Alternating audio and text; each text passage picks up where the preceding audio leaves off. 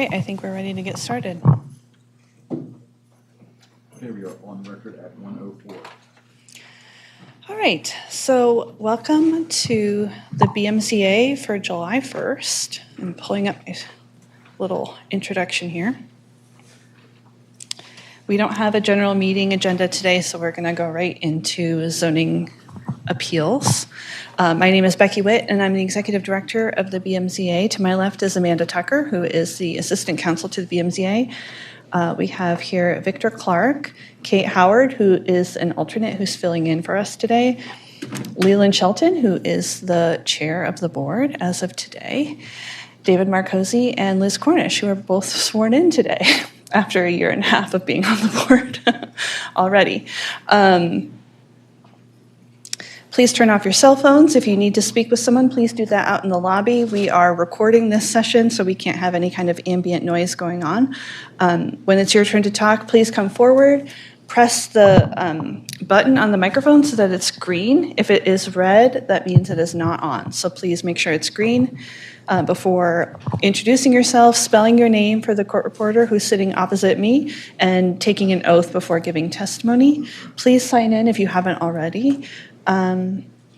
And the board will probably vote on your appeal today, but the vote is not the final decision. We have to issue a written document called a resolution, which requires drafting, review, and this process takes several weeks. So we will send it to you by email, or if you're the applicant, we will upload it to a CellUp, which is where you submitted your appeal. All right. Just for the board's knowledge, Kate is filling in on one case because we have a board member recusal for BMCA PL 25-058, 772 Washington Boulevard. Liz Cornish is recusing herself from that case, so in order to have four, Kate Howard is going to fill in, which means that because Kate has a hard stop at 3, probably that case should be called first, so that we can make sure she can get out of here by 3. Other than that, we can go in order, I think, if you want, but it's up to the chair, and I'll turn it over to you. Thank you. Before I get started with the docket today, I wanted to first thank past chairman James Field for his service to the BMCA. It's been a great pleasure serving alongside him these last 3 years and learning a lot about him. So I look forward to continuing his leadership. I'm really excited about the work of the BMCA and continuing it on. So now calling case number BMCA Appeal 2558, 772 Washington Boulevard. Ayanna Brown, applicant, to use a portion of the premises as a healthcare clinic requiring conditional use approval. So for this case, I know we have significant opposition. Maybe we could just have the applicant come forward first and then have the opposition come forward second. But it's up to you, obviously. So if you will be speaking for this on behalf, whether in support or as the applicant or in support or in opposition, could you please stand now? We'll have them all sworn in.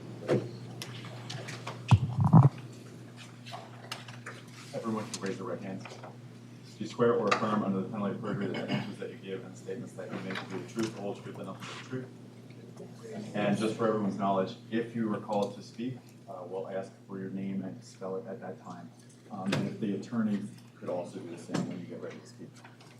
Of course. Now we're here for staff and planning.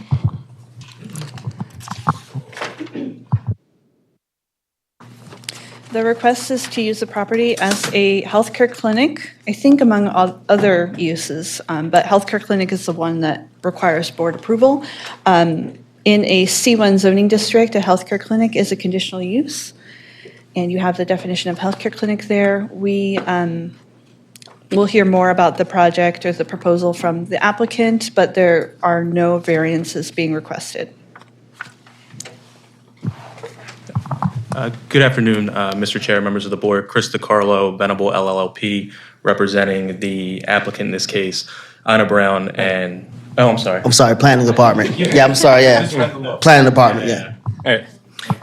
So Justin Walker, DOP, here for 772 Washington Boulevard. We understand it's a conditional use for a healthcare clinic, which, as mentioned, is among other uses that are permitted by right.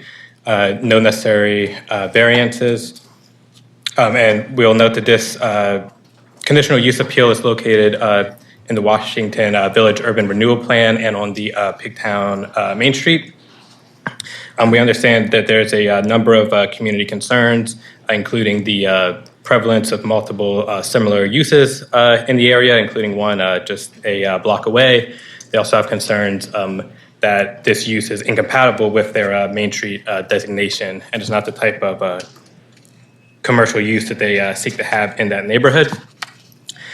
We understand that the applicant is agreeable to a few conditions, that the clinic operate from 9 a.m. to 6 p.m., that there will be no medication that is actually dispensed on site, and that they will install and maintain security cameras around the perimeter of the building. So as long as those conditions are met to, planning has no objection to the appeal. All right, tell me about your project, starting with sort of describing the use, what the use will be. Of course, Mr. Chair. I do have some binders for the board members with exhibits, if I may pass them out. Sure. Thank you.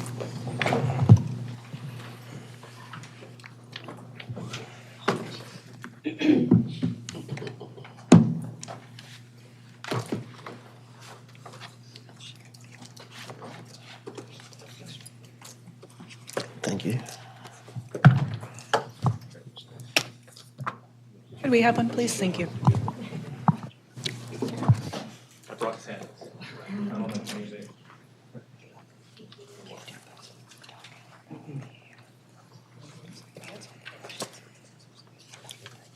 So, first again, off again, good morning. My name is Christopher DiCarlo, as I said previously, out of turn.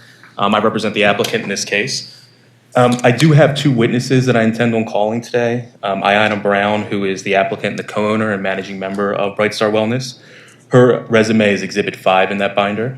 I also have the accreditation and licensing consultant, who is Tanya Bryce. Her resume, excuse me, is Exhibit 1 in the binder.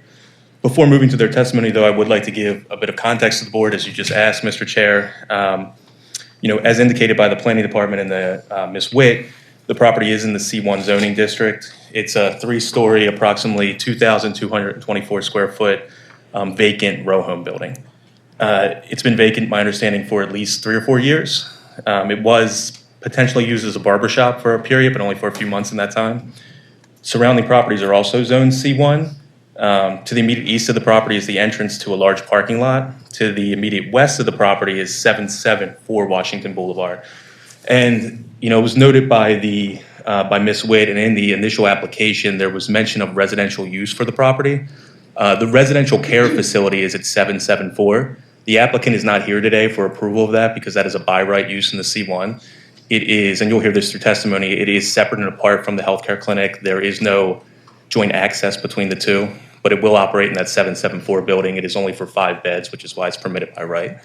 The bottom floor of 774 is intended to be used as an ice cream parlor by my client. So the residents will be on the top of 774.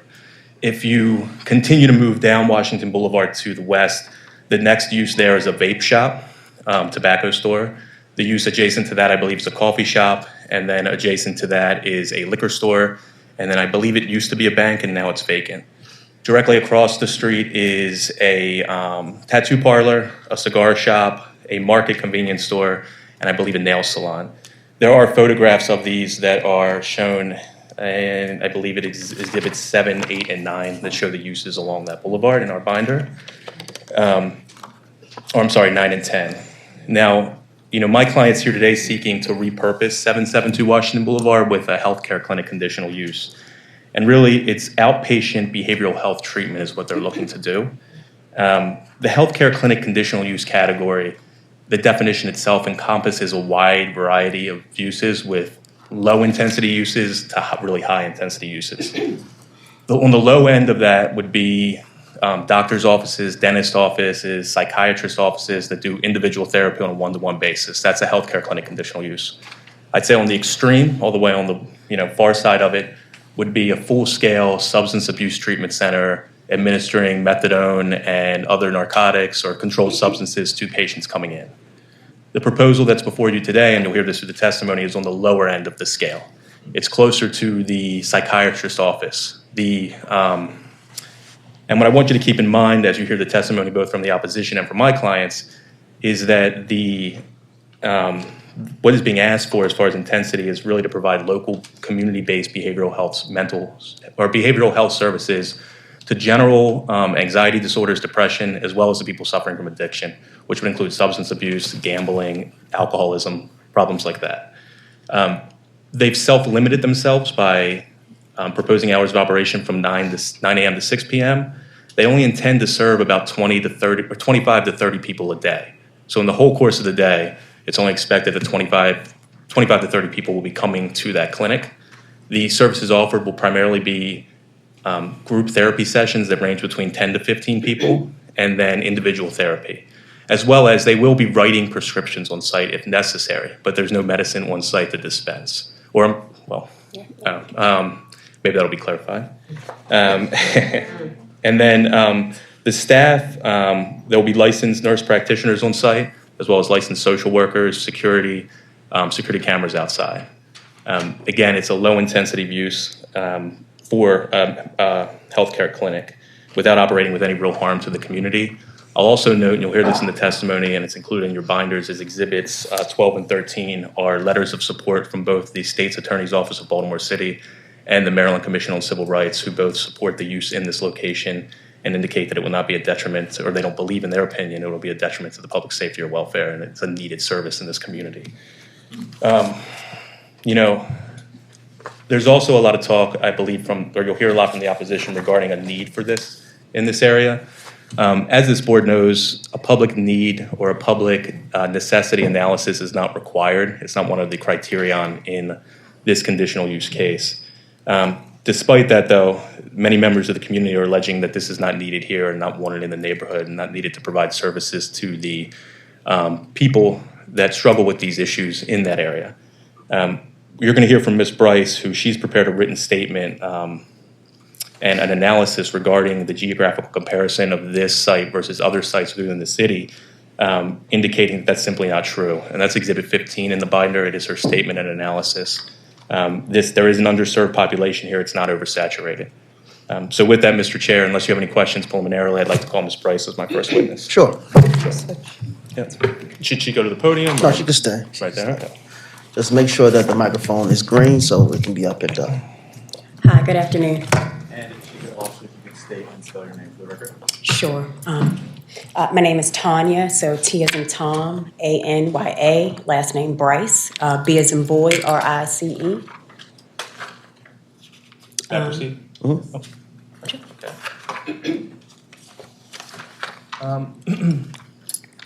Ms. Bryce, how are you affiliated with Bright Star Wellness?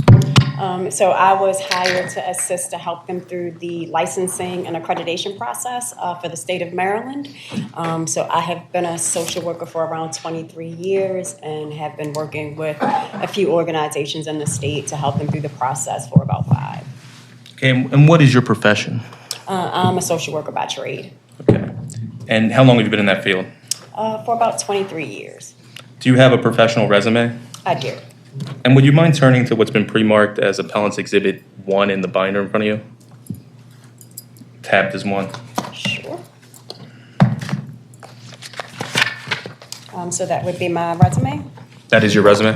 Yes, sir. Okay. Do you have, what's your educational background? So I have a bachelor's degree in social work and my master's degree in public administration.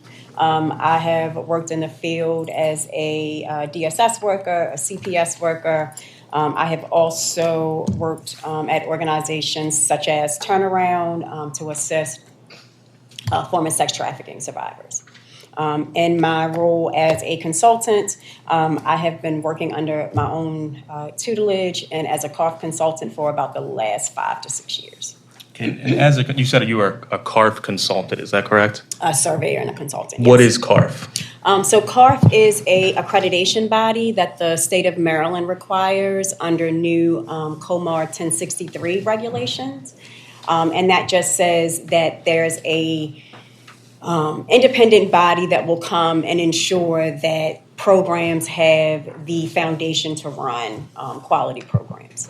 And when you speak of programs, what programs are you speaking of specifically? So it runs the gamut everywhere from outpatient substance abuse all the way up to psychiatric day treatment and residential treatment. Okay, can you just, I guess, explain a little bit what substance abuse means? Substance abuse treatment? Sure. So substance use treatment is for anybody that meets the medical necessity criteria. So we basically say anybody that is in early addiction or active addiction. So somebody who is currently using substances in an adverse way. In the Baltimore area, how many treatment centers or healthcare clinics have you consulted for to help them get their CARF certification? Probably a little over 100. You said over 100? Mm-hmm. Okay. And then how long have you been consulting on this project? For almost a year now. Okay. And if the board were to approve this healthcare clinic conditional use, how long would your role continue with the So applicant? I stayed with the programs for a year. I want to make sure that they can implement the CARF process, that they understand all of the COMAR regulations here in Maryland, and to ensure that they can operate the way they're supposed to. So is that you said you've already been with them for about a year, is that correct? So would that be a year from date of operation? Yeah, so from Okay. a year from when they actually get their license. Get their license, okay. And then as far as licenses, Ms. Bryce, what state licenses are required to operate a facility such as the one proposed? So there is the requirement to have a license from the Behavioral Health Administration, which is overseen by Maryland Department of Health. So that would be a 1-year preliminary license to begin with. So that would be from the date that the accreditation started until they come back, because you have to come back in the state of Maryland to get a full license. And has Bright Star Wellness received those state licenses at this point? Not yet, so this is part of that. So we've received the accreditation to run. They've looked at our policies, procedures, the building and everything. And now we're at the process of trying to get the use so that we can apply to the state. And when you say so does the state require the UNO to be issued prior to formally issuing the licenses at the state level? Yes. Okay. And based on your knowledge and experience operating in this field and assisting over 100 similar facilities, do you anticipate any issues with Bright Star Wellness being licensed by the state? No, sir. If they are given the UNO? No, sir. Okay. Mr. Chair, I would ask that Ms. Bryce's resume be admitted into evidence formally as Exhibit 1. Yes, and I just want to make sure that, we are a body with limited evidentiary rules. Okay. So it's in there. It's in there? It's All in right, there, good. yeah. Good to know. All right. Very good. Thank you. Okay. Appreciate it. Now, Ms. Bryce, I want to turn to the specific use that's being proposed. Now, you heard my opening. Outside of that, are you familiar with the proposed healthcare clinic conditional use that's being sought today by the applicant? Yes, sir. And are you familiar with the proposed location, 772 Washington Boulevard? Yes, sir. Can you please, in your own words, explain to the board the proposed operation of the use? Sure. So we got CARF accredited for several different types of programs. The first one is an outpatient mental health clinic. So that just means regular individual, family, and group therapy. The second thing that we were accredited for is an outpatient substance abuse program. So that's 6 hours per week of substance abuse treatment in a group setting. We also got accredited for intensive outpatient, which we will not be applying for right now because of the pause. And then we also got accredited for psychiatric day treatment. And so that is 2 to 3 groups run per day from 9 to 2 every day. Okay. And Ms. Bryce, you referred to a pause. What is the pause? So the state of Maryland has currently put a memorandum, like a pause on certain programs. So partial hospitalization, substance abuse, what we call ASAM 2.5, and then intensive outpatient substance abuse, which we call ASAM level 2.1. So although those 2 programs are paused, that's the core of the substance abuse programming. So the majority of what we do will be psychiatric and mental health. And what type of services do you offer to patients coming to the clinic on the outpatient basis? So again, that can include anything from individual therapy. People can come in for a range of issues. So that can be anything from depression to symptoms of a personality disorder. They can also come in for medication management. So we do not administer nor do we hold medication. Everything is done through an electronic prescribing system, through our electronic medical record. So there's no drugs on site. It's just prescribing. Okay, and if I understand that correctly, does that mean there's no physical prescription pad on site either? No. We are required to do what they call a CRISP. So we have to make sure there's no diversion. So everybody is run through the CRISP system, and then the EMR will keep track of the electronic prescriptions. Okay, and then Ms. Bryce, if you could turn to what was pre-marked as Applicant's Exhibit 3, is that the CARF certification? I think that would be 2 would be the Oh, I'm CARF sorry, certification. 2. Yep, so that's the letter. You get 3 basic documents, the CARF letter, the accreditation report, and then the quality improvement plan. And as you indicated on here, there's a number of things listed as you're being CARF accredited for, but one of those is the outpatient, is that right? Is the outpatient, yes. Now, there's also residential treatment indicated on here, is that correct? Yes. Is the, as far as you're aware of, is the use to be located at this site, 772, does that involve any kind of residential treatment No, or sir. 24-hour care? No, sir. No, okay. What goes into this CARF certification? It's a lot. You have to provide them with your policy and procedure manual. You have to provide them with different plans, forms. They have to actually come in and physically look at the building to make sure that it has all of the health and safety equipment. And they also have to talk to referral sources and different people to make sure you have the staffing and foundation to be able to run once you get your license. What the state of Maryland has done to try to raise the quality of these programs is say, CARF doesn't just come in once though, right? So they get a snapshot of what we're trying to do because we don't have clients, we have to go through this process, but then they'll come back. And when do they come back? Within a year. So they'll be back around this time next year to let us know whether or not we've lived up to the promise of what we put on paper. So if there was any concern regarding whether or not the proposed use or the operator did not proceed as indicated, would CARF be a check on that? CARF would be a check. We also have to enter into what they call an agreement to cooperate with the local behavioral health authority. So they're a check. BHA has a corporate compliance unit. They would be a check.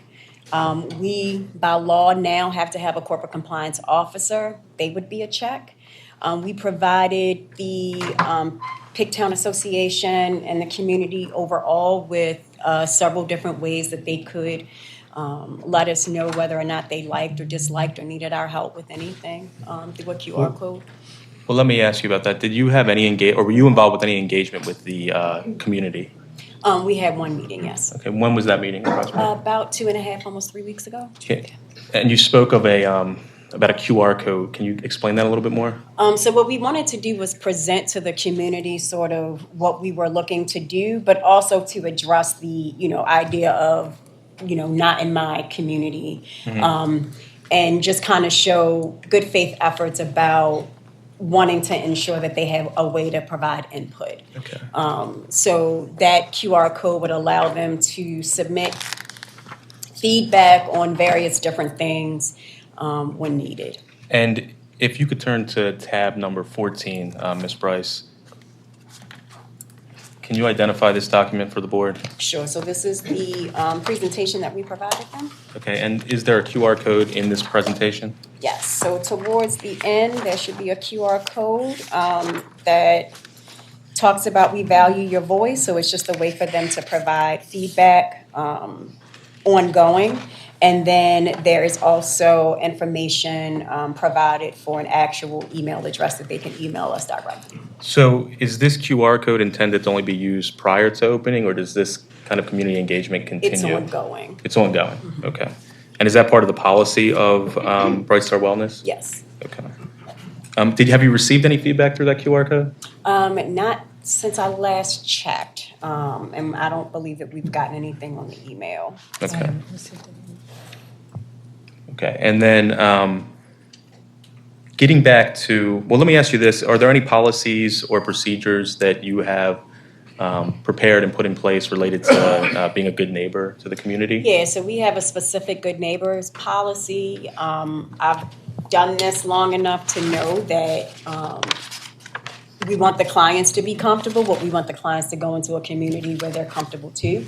So we do have a good neighbors policy where it talks about where they can smoke, staying away from loitering, controlling the number of cars that are parked out front, ensuring that there are no smoking can butts out front, that all of that stuff is away from any front-seeing cars or neighbors that come through. We also want to make sure that we're providing people with resources. So whether that's anything from socks and clothing on down to, we don't want you to be sitting at the storefronts or out and open and trying to move people along. And then, Ms. Bryce, if you could turn to what's been tabbed as exhibit number 4. Can you identify this document for the board? Yeah, so that's the good neighbors policy. Okay. And if you turn to the last page of that document,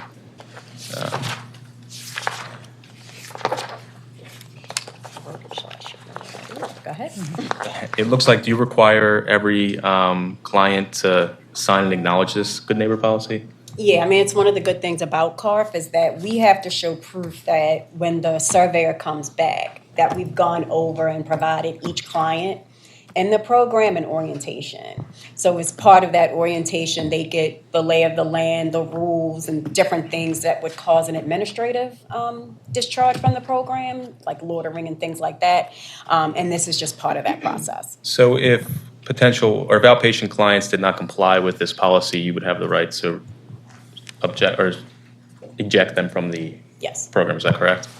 Okay, and how strictly is that policy monitored or enforced? It's monitored daily. Okay. Staff, clients, everybody pretty much has a way to provide that input, and clients know before they start any groups or individual therapy that these are the things that could cause an administrative discharge. Okay. And now, have you also prepared any type of policy handbook related to the outpatient services? Or a Yes, guide? every different population gets a handbook. So there's one in there for children and adolescents, there's one in there for adults, and then we have one for the residential as well. Just goes over the lay of the land and things that they can expect. Okay, and if you turn to what's been tabbed as number 3, is that the outpatient handbook? Client Yes, sir. handbook? Okay. And again, this is quite lengthy, but I guess if you could maybe describe in a little more detail what's contained in this document. So it goes over the mission and vision of the agency. It goes over what they can expect to get from us in terms of tangible services. It also goes over the rules, again, about parking, when we close, when we expect them to be away from the building, what they can and cannot bring onto premises. All of that is included. And then if you go to page 4 of this document, it looks like there are specific reasons listed for discharge, is that correct? Yes. And some of those include possession of weapons. Possession of weapons, again, loitering on the property is one, lack of progress towards your treatment goals, bringing any illicit or illicit substances on premises. So to get back to that, without medicine being administered on site, are clients able to bring their own medicine into the outpatient clinic? No. No? No. Okay, so there's no medicine being taken in the No. outpatient clinic at any time? No. Methadone or otherwise? No. Okay. How about, do you do any substance abuse testing on site or analysis or anything of that nature? So the testing doesn't happen. We will collect just to get that baseline, and then that is sent out to LabCorp. Okay. So, getting back to the proposed use, I guess operationally, I think you said there's group therapy that'll be offered. How large is a group typically? So yeah, technically, therapeutically, we don't really want more than 15 people in a group, 10 to Okay. 15 at a time. And then how about individual therapy be one-on-one? That's the other It's therapy that's one-on-one, offered. and then if there's a family, then whatever the size of that family. So outside of the group therapy and the individual therapy, what else will be offered? Essentially, that's it, individual, group. We will be doing some in-home therapy, but that's for children and youth, and that's not in the community, it's in the child's home. Okay, so that's not people coming into the clinic, is that right? No. So what population do you expect to be using the outpatient clinic? It will be a mix of adults, so young adults between the ages of 25 to 30, and then older adults. Under the OMHC, we are targeting things like employee assistant programs, things like that for people to be able to come in. Okay. And what's the anticipated volume of patients coming through the door on a daily basis? Like we said, around 25 to 30. Okay. And you don't expect it to exceed that? No, not typically. I mean, we have only but so much room. Again, a lot of the individual therapy. So individual therapy, if you're full-time, it's around 35 sessions, and most of those will be through telehealth. Okay. So full-time, you said 35 sessions in how long In a is it? week. In a week. So that sounds, how long are the therapy sessions? About 60 minutes. 60 minutes, okay. And then so you're also offering telehealth services, is that Yes. correct? And who would that be administered to? That is mainly going to be with the outpatient mental health clinic. Okay. So the clinicians will be within the four walls of the organization, and clients can be in their homes and in different private places. Okay.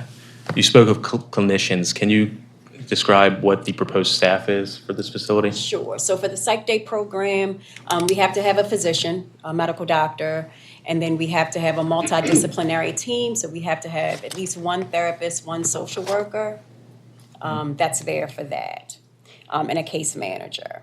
And then for the outpatient mental health clinic, there's a nurse practitioner, a psych nurse practitioner, and then at least 2 therapists starting out. Okay. And we're here today for the outpatient portion, correct? Yes. Okay. How about any security? We have 1 security guard for both sets. So one For in the each? outpatient. One for the outpatient, one for One the for the- inpatient. So 2 security guards total? Yes. All the time when that's open, is that Yes. correct? Okay. Are there any security cameras? Oh, yeah, there'll be security cameras everywhere but private areas. Of course, we can't put those into the private individual therapy rooms, but they will be on the outside, everywhere but the group rooms and private therapy rooms. Okay. And then you spoke about the amount of room. Could you turn to inside of the building? Now, it's your understanding the building is approximately 2,224 square feet, is that right? Yes. Could you turn to what's been tabbed as Exhibit 11? Can you identify this plan for the board? So this is the outpatient office at 772 Washington Boulevard? So this is the floor plan that is before the board for approval, is that correct? Yes. Okay, can you walk the board through this floor plan and explain the different areas? Sure. So when you come in, and this is on the left of the floor plan, you're going to come into a receptionist area. There we're going to have local resources. The receptionist will be waiting there in your waiting area with basic reception and different things there. And then I guess, so this is all on the first floor, Yes. facing the street, is that correct? Yes. Okay, and then on the rear side of the building, that's where the conference rooms are located, is that right? Yep, so on the rear side, right before you can get to the balcony, you'll have your conference rooms. There's a computer area in there, along with different offices. Okay. And is the conference room, what will that be used for? That will be for the group That's for the group therapy? therapy. Okay, so that's the first floor, and then going to the second floor, it looks like there's also another conference room, is that right? Yes. We foresee anybody that can ingress the steps, they can do the second conference room, but that will mainly be used for staff. Okay. Staff training, things like that. Okay. There's also a number of offices on the second floor. Yes. What will those be used for? So each clinician has to have their own office. Okay. And would telehealth occur? Telehealth would occur in those offices. And then going to the third floor, there's another group of offices, is that right? Yes. Again, for the clinicians? For the clinicians, and then we have one room for all of the administrative documents that we don't want to have anybody have access to.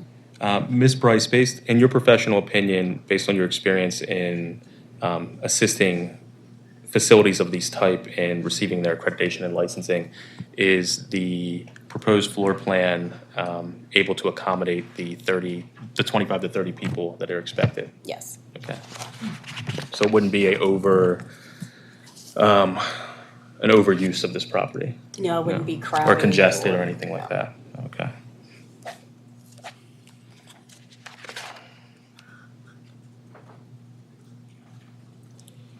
Give me a minute, I believe we jumped around a little bit. And you said you've been associated with opening approximately 100 of these facilities? Yes. All right. In your opinion, and based on your knowledge and experience, what impact, if any, does an operation of this type have on the public welfare within the area that you've seen? I mean, overall, what I've seen is even in communities that are having a hard time, the opening one of these will sort of help move crime and different things along. I've seen a lot of different programs be opened in different places where people are able to access services, goods, and not just coming in to get outpatient treatment, but they're getting access to Section 8 lists, and they're getting access to food and toiletries and different things that they need. So I've seen it make an impact there. I've also seen it help in terms of employment, fairly easy entry for people who are looking for case management jobs and different things like that, which we need. Okay. And then is there anything about this particular use at this particular site that would create any atypical impacts that you haven't seen in other facilities of a similar kind of nature? No, I mean, I think overall the lean towards providing outpatient services, the mental health side. I know that there are several different other orgs in the area, but none of them provide the psych day treatment. None of them provide the outpatient mental health sort of in the model that we're providing it under. Okay. Well, let's talk about that a little bit. I guess in your experience, why is this location a good location for the use? I think, one, like we said, yes, there are other ones in that area that are providing substance abuse treatment, and while that is a part of what we do, it's not the core of what we do. Okay. So the lean towards mental health, I think, is important. Okay. I think you have a lot of different areas and subparts down there that need that additional list of services. Down there, you mean in the Washington In that Village, Washington, Big Town yep. area? Mm-hmm. Okay. Did you do any? Did you prepare any analysis regarding? Yep. Okay. I did. So when And if that, just one second, is that if you turn to 15 in the binder, is that the analysis you prepared? Yes. Just so the board can follow along. And I believe that it says this is your statement to the BMZA, but can you just explain to the board what you were summarizing in this statement and the analysis you conducted? Sure. So we heard from the association, so what we wanted to do was just kind of look at what was there and what's not. So what we basically found was that one of the claims was there are too many behavioral health programs there. So what we saw was that Exodus is there, but that primarily focuses on substance abuse treatment with Okay. limited comprehensive behavioral health. And let me ask you about Exodus. That's the closest one to this That's facility. the closest is that one right? to this facility. Does Exodus offer methadone or other medicine on site? I believe so, yes. Okay, and you're not doing that, is We're that not right? doing that, Okay. no. What about the next one is Spark, is that correct? Yep, so Spark offers limited scope of services, but it's not what you would call comprehensive. Okay. And is Spark geared towards a certain gender? Do you know? Yeah, I believe it's women. Women only? And are you exclusive to any gender at your facility? No.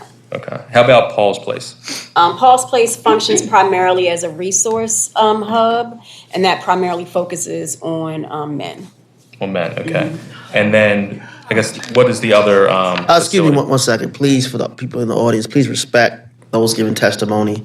To the extent you have any opposition or you think that anything hasn't been factually stated, you will have an opportunity to speak in your opposition. And also, remember that this is being recorded and transcribed, so please, you want to keep the record clean. Thank you so much. Thank you, Mr. Chair. You have another one listed here, it's Total Health Care. Can you describe what services are provided with Total Health Care? They basically provide general medical services. Okay, and how, if at all, is Bright Star Wellness distinct from these 4 facilities? So while a lot of them really do focus on substance abuse services, again, we're targeting and doing more mental health. And you would be able to see that as proof with the CARF accreditation docs. I want to put a little pause here, looking at the time. Sure. Remember, the applicant does get the last chance to speak after the opposition. I want to make sure that you have hone in on the factors in the Schultz preprint standard as much as possible in the testimony that you give today. And I want to make sure that, if any of the board members have any questions, they're able to ask them so we can get to the opposition. Sure. I'm happy to speed it up. Okay. Mr. Chair, thank you. Ms. Bryce, I guess, did you look at it? Are there any other areas within the city that have a similar cluster of behavioral health services as this area in Washington Village? Yes, sir. Okay. So you can look at Harford Road, which I would actually characterize as oversaturated. They have around 22 to 25 different behavioral health programs within a 1 to 2 mile radius. Okay. And how about Bella Road? Same thing, and they probably have around 30. So again, in your opinion, there's nothing atypical regarding the No, sir. the location of this facility? No? No, sir. Okay. And then, Ms. Bryce, if I may, I have 1 minute. I believe we already touched on this, but is the size and the shape of the proposed, or the size and shape and the nature of the proposed site, including its size and shape and the proposed size, shape, and arrangement of the structures, is there anything regarding the building itself that would indicate it cannot accommodate this use? No, sir. Fit that criteria. Do you anticipate there'll be any change to traffic patterns or off-street parking as a result of this use? No, sir. Okay. Is there, and there is actually a parking lot adjacent to this use, is that correct? Yes. Okay. And there is no required off-street parking, is that right, based on the code? Yes. Okay. Now, you talked about this a little bit, but the nature of the surrounding area, do you anticipate that this proposed use would impair the development or uses in the surrounding area at all? No. Okay, why is that? It just won't interfere. The program will not be that big. I don't foresee it having any impact in that way. And my understanding is you've heard some feedback from community opposition that there's been an increase in drug use in the area, is that correct? And Yes. needles and crime and things of that. Is it your experience that a facility of this type would exacerbate those conditions or help alleviate those conditions? Just from my experience, I've seen it alleviate. The goal is to be able to come in and help, and we actually talked about that at that last meeting of being able to work with the community to see how we could help with that. Okay. Are there any churches or schools or other public places of gathering in close proximity to this use that you're aware of? School next door, elementary school, anything like that? No. Regarding accessibility of emergency vehicles, in your experience, there's no changes being or improvements being done to this building, is that right? No. No, okay. And so the building as it's existed has presumably been able to be accessed by emergency services. And would CARF, a part of CARF's evaluation would, oh, I'm sorry. We need a verbal response. Oh, I'm sorry, yes. as part of CARF's accreditation, would they look at whether or not the facility can be accessed by emergency personnel? Yeah, we have to provide them an accessibility plan. Okay, and CARF again accredited, they give a preliminary accreditation indicating there is accessibility. Yes. Any issues that you have come across with light and air being able to be accessed as the property? No. Windows are there, they're appropriate? Yes. Okay. The general character of the surrounding neighborhood, I think you heard my opening, it's a mix of commercial uses, is that correct? Yes. One of those includes a vape shop, a liquor store, coffee shop. Is there anything in your opinion that, or is this proposed use out of character with those other uses in any way? No. This is a community-based use, is it not? Yes. It's designed to provide mental health services to the community, is that right? Yes. Okay. And then regarding the public welfare, public interest, is there anything about this proposed use that you've seen that would be detrimental to the public interest or welfare? No. No. And if you could turn to tab number 12 in your binder. I believe that's a letter of support from the state's attorney's office, is that correct? Yes. And in that letter, the state's attorney opines that it would be in the public interest, that would not be detrimental to or endanger the public health, safety, or welfare for the board to approve this conditional use. Is that correct? Yes. Okay, and they acknowledge that it's a needed service for individuals who are in the community and in active recovery. We didn't touch on that. Can you speak on what active recovery is? Somebody that has abstained from their drug of choice for 30 days or more. Okay, and will that be a focus of the facility, part of the population? Yes. Okay, and then if you turn to number 14 in the binder, this is also a letter of support from the State of Maryland Commission on Civil Rights. Is that correct? Yes.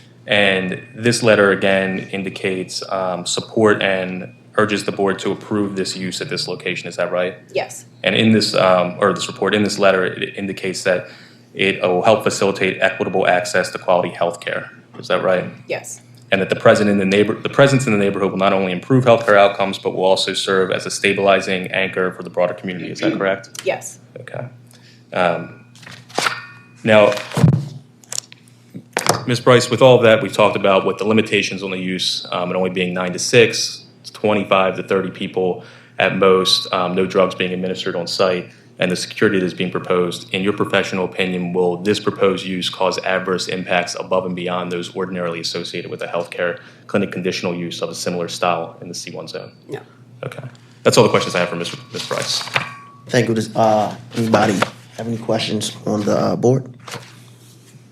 No questions. Yeah, I'll defer mine until after I hear from the opposition, so thank you. Sure. So I'm going to start for any testimony. Go ahead. Sure, I do. I think I have another witness, but I believe she can testify in rebuttal if necessary. Okay, To speed it great. up. I think there is somebody here to testify in support, though. Okay, do you have somebody else to Yeah. support? So to the extent that person's here, please come up. Come up to the lectern. Is there a microphone? The lectern? There was, can you put the microphone back? Thank you. Thank you. Good afternoon. My name is Derek Wilson, D-E-R-E-K Wilson, and I'm here on behalf of the owner of 772 and 774 Washington Boulevard. That would be Lonnie Allen. And Mr. Allen has been a member of the community for a number of years. I think over 20 years he's owned these two properties. At given times, he's had office space in there, he's had residential space, a few different things. The property did become vacant in the past probably 4 to 5 years. The property became vacant. There was a small fire in one of the units, and so the property became vacant, and he has worked to get the property up and ready for it to be occupied. But during that time, Mr. Allen has always maintained the property as far as the curve side and things of that sort to an acceptable manner to be a good tenant and owner within the community. However, Mr. Allen feels that he has not had the same support from the community. There seems to be a coup that basically meets at your local coffee shop, and they pretty much decide who is going to come in the community and who is not, and things of that sort. There's a team member that works with the Main Street development folks that runs up and down the street, and basically the Pigtown Main Street operates as a modern-day mafia. And I have been told One that... apology, let's bring the temperature down. Okay, fair enough. But I've been told by a member of that staff that unless it goes through them, it will not be approved. And so we've worked to get a barber shop in there. That wasn't successful. We were told that there's already a barber shop in the neighborhood. We also had a lounge committed to open up a space there. They were ran out of the lounge area from calls that were made to the local fire marshal and the ATF, which I will say the ATF has been called on that property over the years a couple times by a group of individuals in the community that has determined that they do not want the certain businesses that have attempted to occupy the space. Mr. Allen has provided the Main Street, Pigtown Main Street, the opportunity to bring him tenants of who they would like to have in the community, and they have not bothered to do such. And so it's, the time that the space has been vacant, if the community was dedicated to really deciding who they wanted to have within the community, they've had ample opportunity to do so. And I would also like to add that I took the time to look up a couple things, such as the definition of community. I also took the time to look up the Pigtown Main Street website, and I want to comment on a couple things. First of all, I found on the LinkedIn, I found the information for Kimberly Lane, which I believe, it says former executive director, but I think she might be the current director. And it says experienced director at community development. It says environment, youth, and mental health organizations throughout Baltimore City. So what that tells me is that Ms. Lane has worked with mental health and different things, but they may not want it in Pigtown. And so I just wanted to make a note. Could you focus on why you're supporting? Oh, these this? are all the reasons why. Well, I think what might not be as helpful is talking about the community group. Let's talk Okay, about the so project. So I understand what you're saying, but in the end, all of this relates into supporting this particular business for that particular neighborhood, because the community has continued to try. I won't even say the community. There has been individuals that have continually tried to to push businesses out. And when you're building a community, community is about, working with different businesses, entities, working for your community, the people that live in there, making a better environment for the community. And so when I'm making these points, they speak to why we should give an opportunity to this particular organization that wants to be a good neighbor within the community. They've come in, they've invested money, time, and effort into getting the space designed out to fit their needs. They've invested in the security system. They've invested in cameras. They've invested in securing the facility. And they have plans in place to make sure that it operates in a proper manner as far as not having people standing out front, loitering, things of that sort. And I think since they've been there, they've actually been able to help not have people sitting on the stoop of 772 throughout the day, hanging out, needles on the steps from people that, have stopped there to do whatever they're doing. And so I feel that this would be a great addition to the community. There is a facility that is close by. However, that facility, I'm very observant and I travel back and forth in that area. And I would like to just comment that even that facility, I feel like they do an excellent job of managing the individuals that come to that facility for treatment. And those individuals seem to be maybe homeless and things of that sort. And not once have I seen them hanging out on Washington Boulevard, have I seen them causing issues up and down that thread there. So I will just mention that they have done an excellent job at managing that. And then I just have one more comment and I will be on my way. Let me get back to my item here. But Mr. Allen really is excited to have the new tenants, and he's still excited to work with the community and wants to be a good member of the community and to be able to move forward and not have issues of that sort. And so one thing that I will just leave on, when we talk about development and community, some of the things that we should work together, even with the new company that's looking to come in, is to provide resources such as affordable housing initiatives, neighborhood beautification projects, economic development efforts such as supporting small business or job creation. We also could be dealing community organizing and advocacy, environmental sustainability projects, and creating community spaces and gatherings. So I would just hope that this community can come together and let's work on some of those type of things. Welcome the business in, and let's go from there. Thank you for your again, Derek testimony. Wilson. Thank you so much. So, right to get into the opposition, I have some really, really quick sort of ground rules. Let's be respectful. Let's keep it to the project at issue here and the testimony you've heard today and why you may disagree with it. Please, let's try not to be duplicative. So if somebody before you has made a claim and has, stated, why they're in opposition, we don't need to hear it 10 times. We understand it's in the record and we're making notes of it.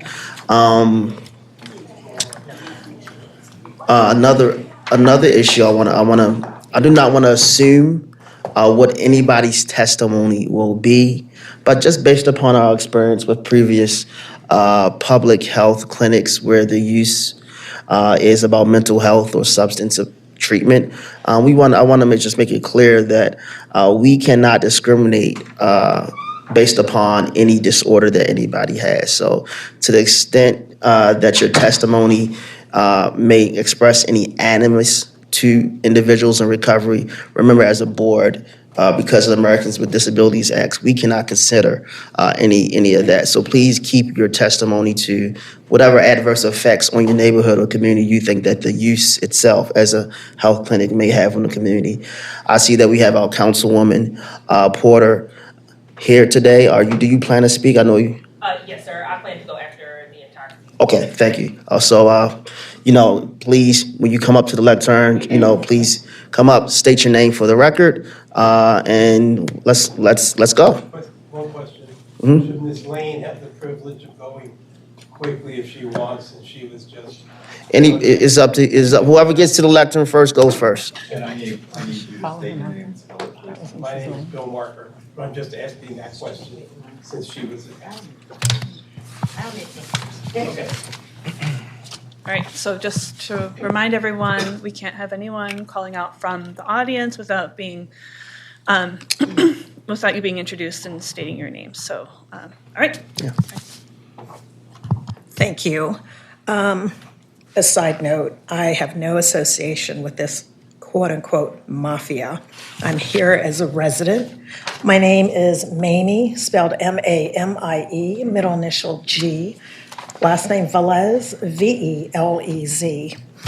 I hereby submit this formal written letter in opposition to the proposed CUP for-profit outpatient healthcare clinic at the above referenced property. I am not opposed to the recovery process and or concept for patients. However, I believe services should be strategically located, properly regulated, and paired with community investment. While I recognize the importance of addiction recovery and harm reduction, I believe that placing such a facility within our residential neighborhood is not a good fit or appropriate due to the following reasons. In brief, number one, incompatible with residential character. These operations are inconsistent with the peaceful, quiet enjoyment and residential character of our neighborhood. Our neighborhood is comprised primarily of families with young children, seniors, and long-term homeowners. Number two, incompatible with Pigtown Main Street's revitalization goals and objectives. Number three, I believe there still is an overconcentration of similar type services in the Pigtown neighborhood. There are at least 5 in our neighborhood within a 1.5 mile radius. Number 4 is what I'm going to emphasize, the criminal activities in the community of Pigtown. Our community of Pigtown is already dealing with the ongoing criminal activities which has been occurring on a daily basis. But currently, it is even much more blatant and prevalent. Loitering throughout the various street corners and certain gas stations, nuisance issues on the street in and around problematic retail establishments, ongoing littering throughout the streets and community, street sales of drugs occurring regularly throughout our community, blatant drug use clearly visible on the street by drug users and syringes observed throughout the community by residences, homes of residents within our community that condone, and they are also known as crack houses, individuals for sales of narcotics, the condoning and use of drug use within their homes, the collection, sales, and distribution of stolen packaged items that were taken from neighbors' porches, thefts of property from within private properties. Many whom appear to be homeless or under the influence are going through residents' private property looking to steal and sell items for a quick fix. There's also street-level prostitution and or solicitation of sex. I've actually seen this a couple occasions, and very recent too. We regularly receive neighborhood reports concerning assaults and robberies. As a new resident and a retired 26-year law enforcement veteran from Los Angeles, California, I have personally witnessed all but the reports that were received concerning assaults and robbery.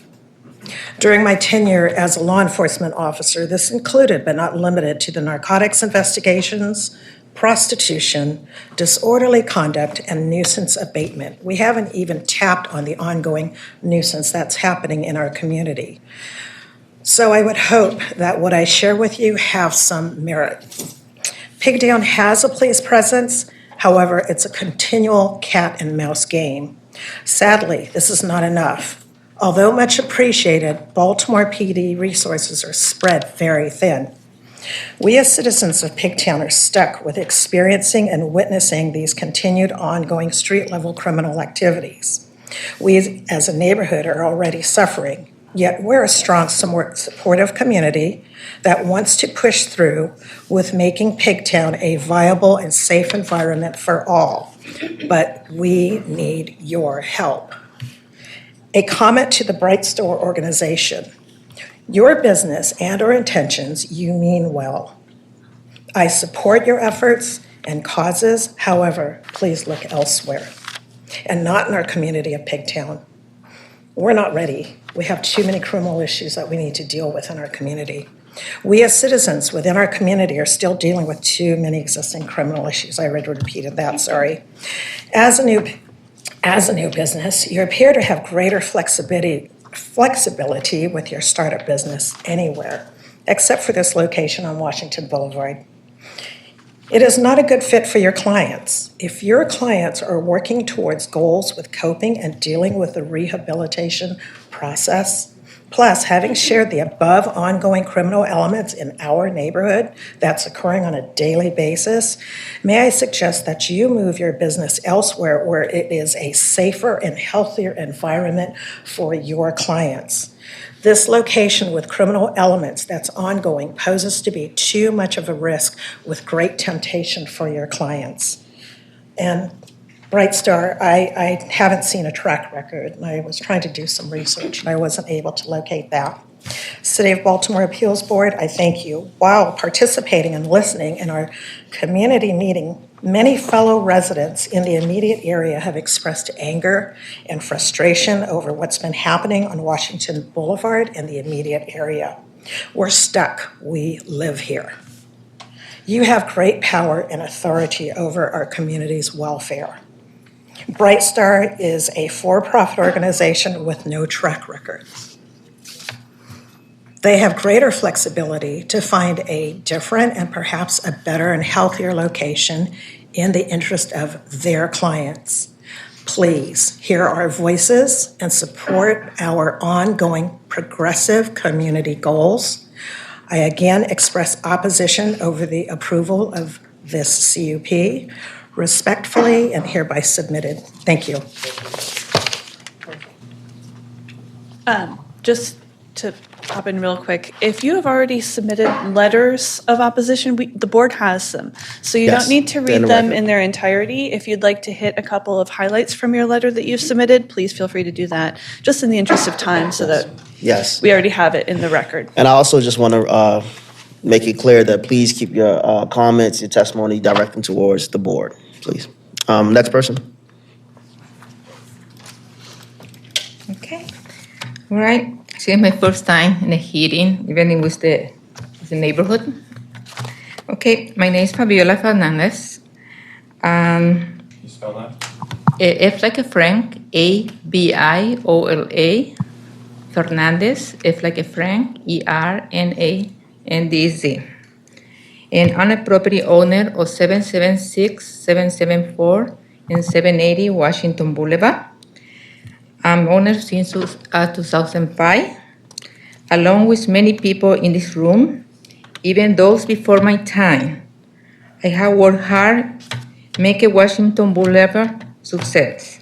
Many government resources and programs have been invested in Pigtown.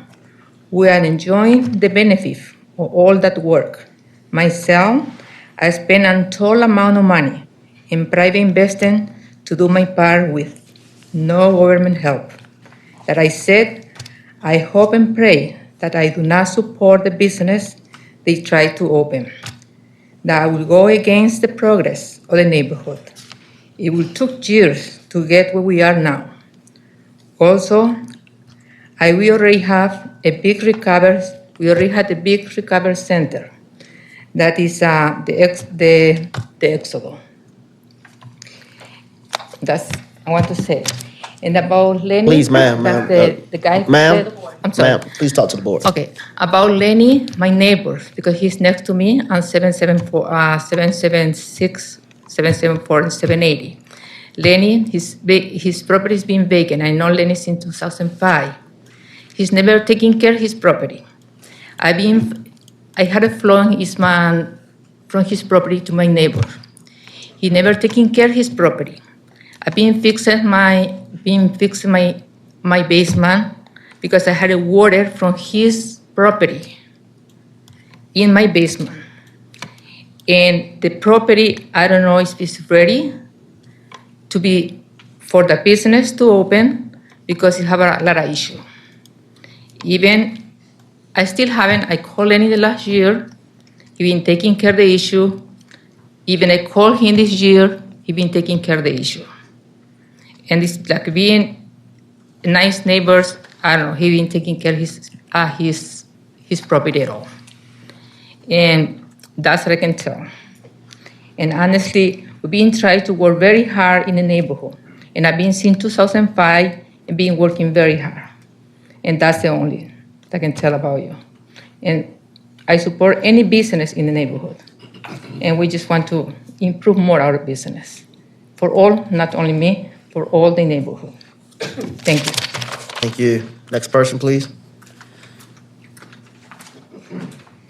Hi, my name is Deborah Alley Dickerson. There was a written testimony sent in by my husband. He's got a throat thing, so, and I'll try to just stick to the main points of that. If I could, before I go into that, just to introduce myself. My husband and I own Work Printing and Graphics, which is at 762 Washington Boulevard. We're just one property away from the property that's in question here. Just anecdotally, we've been living on Washington Boulevard above our shop for about 15 years. In those 15 years, we've seen buildings get refurbished, new businesses come in, families taking part in activities and going to these businesses. It's been a strengthening process. I've been a part of Pigtown Main Street for several years. And over the years, I have seen a change. There have been, I'm not sure if it's a direct correlation, but the drug use and the homelessness does have an impact on our quality of life. And as a business owner, it has an impact on that as well. I've had clients tell me that they were advised not to come and pick up from our print shop without someone with them, even during the day. I talked to Silva Lynn, who owns the gourmet market across the street from us, and she couldn't come here today, but I asked her if there was anything that she wanted to express, and she said that it's very difficult to have a business when there's an element of people who are being serviced, yes, but they also, I think drug dealers know that they're being helped, and they prey on the surrounding. So there's also that. Every morning, cleaning up needles. Every morning, rinsing out the vestibule because of urine defecation. I'm not saying that there's a direct correlation, I'm just stating what it's like right now. I have heard that it's not a great environment for treatment because there is this element that's already there and it's being preyed upon by drug dealers. So all of that aside, The letter that I sent in, my husband and I, for 25 years, Pigtown Main Street has enhanced Pigtown's commercial corridor by attracting new businesses, procuring facade improvement grants, and implementing street calming and beautification projects. All of these efforts reflect the huge investment of city, state, and federal funds. We spoke with 2 former executive directors of Pigtown Main Street. One of them is here, Kim Lane. They estimate that Pigtown Main Street has facilitated over $25 million in commercial investment over the past 25 years. Commercial investment. The properties in question, 772 Washington Boulevard, sit on a premier block of Pigtown's commercial district. In the community meeting with Ms. Brown and her associate, I asked why she chose this retail-facing location for her healthcare clinic.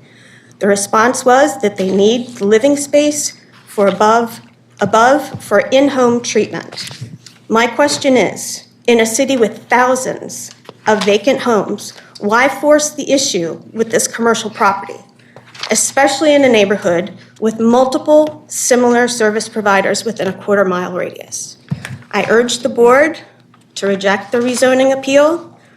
To approve this appeal would be a step backward for a business district with 25 years and $25 million of federal, state, and city and private investment behind it. Thank you.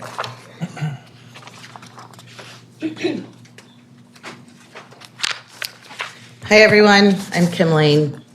I would thank Mr. Wilson for reminding me to update my LinkedIn. So first, I'm here as a volunteer. Kim Lane, Kimlane. So I'm here as a volunteer with Pigtown Main Street in the neighborhood. I am the former executive director from 2018 until early 2024. So first, thank you to the attorney and the business for pointing out the amount of great businesses on Washington Boulevard, all who bring customers to their locations and to other locations. Some businesses that were missed were liquor stores, 2 within a block radius of the proposed site, which I do have a background in mental health, although also like the applicant, I'm not a clinician, licensed clinician. And so just with my background, I would feel that liquor stores and bars within that amount, literally within 1.5 to 2 blocks is not an ideal location for your patients. A little bit of history. It's a little bit insulting to me, and I'm sure to all the Pigtown residents and businesses here to even reference the word NIMBY about this neighborhood. I was there when we worked with Exodus, who moved into the neighborhood. They were open, they were fair, they were zoned for it. They use vans to bring people to and from the location because when they started, there was not enough patients locally. And so it was that process that the neighborhood did embrace them. This is not a neighborhood with a track record of NIMBYism. And so right now, though, it's saturated. That's not NIMBYism, right? If you're familiar with Baltimore City, Pratt Street, Montclair Shopping Center is the boundary of Pigtown. At that shopping center, there are 3 methadone clinics with outpatient services that serve 300 people a day.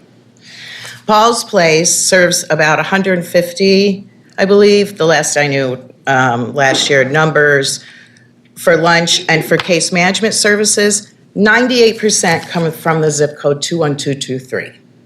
Okay, Pigtown is 21230, except for about 3 blocks. And then you have, 6 other mental health. You have Dr. Hawks, you have Spark, you have Exodus, as I mentioned. The healthcare site does provide mental health therapy. And so there's other services within the area. Pigtown is a community of about 4,900 people. So you would need to say more than what, 3/4 need treatment. It's a little bit crazy to say that this area needs more. A few statistics on this community. In 5 years from 2018 to 2023, the community went from 23% of household incomes over 75,000 to 40%. Most of those are homeowners, professionals, diversity increased. Within that 40%, 15% make over 150,000.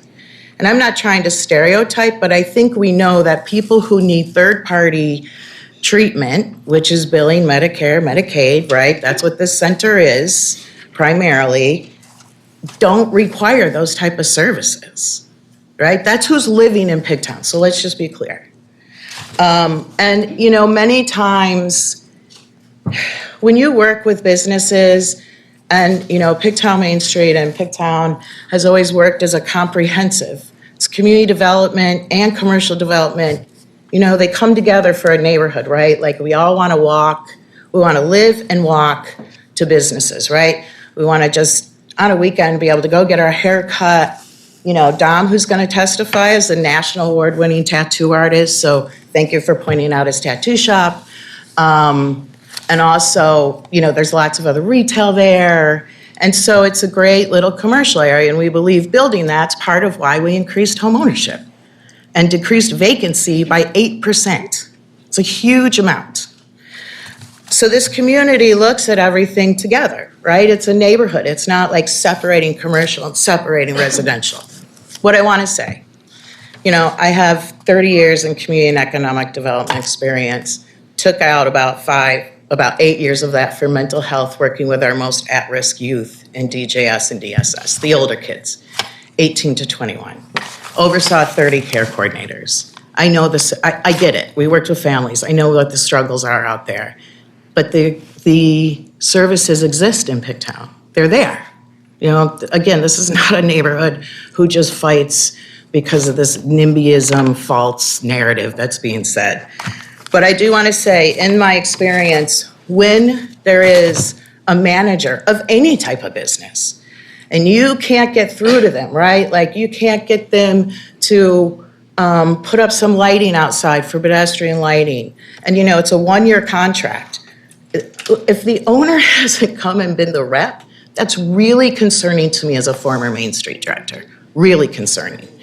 And so many times what you have, right, the community's been working with a consultant, not the owner of this business. That's really unnerving, because when things go wrong, no matter any type of business, you know, if the group at the coffee shop gets out of hand, sounds like they have been, then you need to go to the property owner and you have to talk to the property owner about it. I can tell you, God's honest truth, I have referred multiple businesses to Mr. Allen when I worked there. In fact, we had to move a business from his property, gave her a grant to move because he had a small fire and didn't fix it for 4 years. He kept telling me, I'm waiting on the insurance money. She was running a generator for Official Hot Mess. Actually, when it moved, it went Best of Baltimore Clothing Boutique. We brought him multiple tenants. The last 2 months I was there, he brought in somebody who wanted to do a youth program, started construction, no permits, no nothing, then had people sleeping in there without gas and electric. I could probably find text to Mr. Allen, notified him of this, nothing done.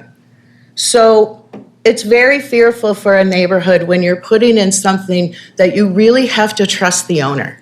Like it's been a great relationship with Exodus, and we have there's a great relationship with the property owner. You know, that's key. And that doesn't exist in this situation. And so with that, I just formally oppose this, and thank you so much for your time and your consideration. Thank you. May I ask a few questions or? Of her? Of her? Okay. No. We're just going, yeah. You have a rebuttal. You have a rebuttal. No worries. I'll bring it up. Thank you. Hey, how you doing? My name is Dominic Carter. I am owner of 1114 West Hamburg Street, which I raised my family there. I'm also owner of 801 Washington Boulevard, and I am the occupant of 783, where I run my tattoo shop. So one thing I want to say, they talk about community. In community, there's a certain level of reciprocity, give and take. It sounds like this business is trying to give us what they want and not ask us what we need or want. You know, if I tell you that I need gas, don't bring me jumper cables. You get what I'm saying? So they said a couple of things when I was listening to them talking. They're talking about controlling parking. How are you going to control parking on a public street? No one can control that but the city. So people can go and come as they please. The other thing I want to say is that they were talking about a vape shop. It's not a vape shop. We have 2 smoke shops. One directly next door, connected. The bricks are in between them. These smoke shops promote marijuana, which is fine for adults who don't have addiction and can be a part of society, which is also something that has reciprocity. I pay my taxes, they pay the road. That's how society works. You get what I'm saying? So the smoke shop promotes marijuana. You have, like I said, one directly across the street that I'm sure that they can see from their window with neon lights promoting, and one directly next door. 2 or 3 doors down is a liquor store. And listen, all for people who don't battle addiction, that is perfectly fine. They also talk about controlling people. Once people leave their facility, now they're in the belly of the beast. They're in the lion's den. And they're susceptible to all the more experienced addicts that roam up and down the street. It doesn't make any sense. If you really had a true want for the well-being of children and the people to get clean, you have to realize that it's not only when they're then in your care, but when they leave. So if they leave and they're susceptible to all these different people of the things that they desire, we all know how addiction works. It happens. More people fail at addiction multiple times before they get clean, before, it's not this magical thing. So when we talk about all of these things, they're talking about this, that, and the third, blah, blah, blah. And listen, I have no problem with their facility. I have no problem with people having vices. If they can control their vices and pay their bills and take care of their children, have at it. The problem is that they can't. And Baltimore has a strong history of people who can't. You're right. I don't have a fear of the business. I don't want it there. I'm going to be honest with you.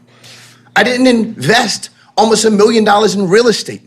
I didn't bring my son and my wife who's not from here, into Pigtown. We came there because we saw potential.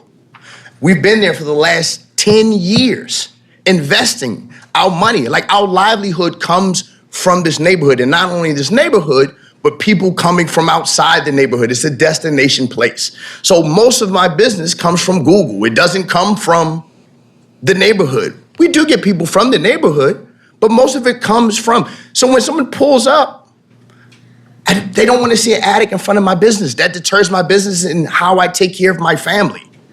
So I don't want that business there. I'm sorry, I don't want it there. And I think that where you might have good intentions to bring people there and say, oh, we're going to get them help, you can't do anything when they leave. I heard them talk about their policy, how they're so strict to kick them out. Kick them out, where did they go? They go live in the abandons. They connect with the other people who are freeloading and sleeping in doorways and sleeping in homeowners' houses while they're trying to get them stealing copper piping. That's who they go with because they have a similar bond in addiction. So while I'm glad they run this tight ship, like I said, I just want to know, where do they go when they leave? They ascend on the neighborhood that we are paying taxes to be. Baltimore City has raised my taxes significantly.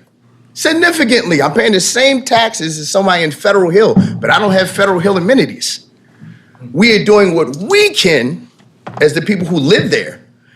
I like Mr. Derrick, have many conversations with Mr. Derrick. When he mentioned that the facility was open, I told him right then I didn't want that there. Mr. Derrick doesn't live in our community.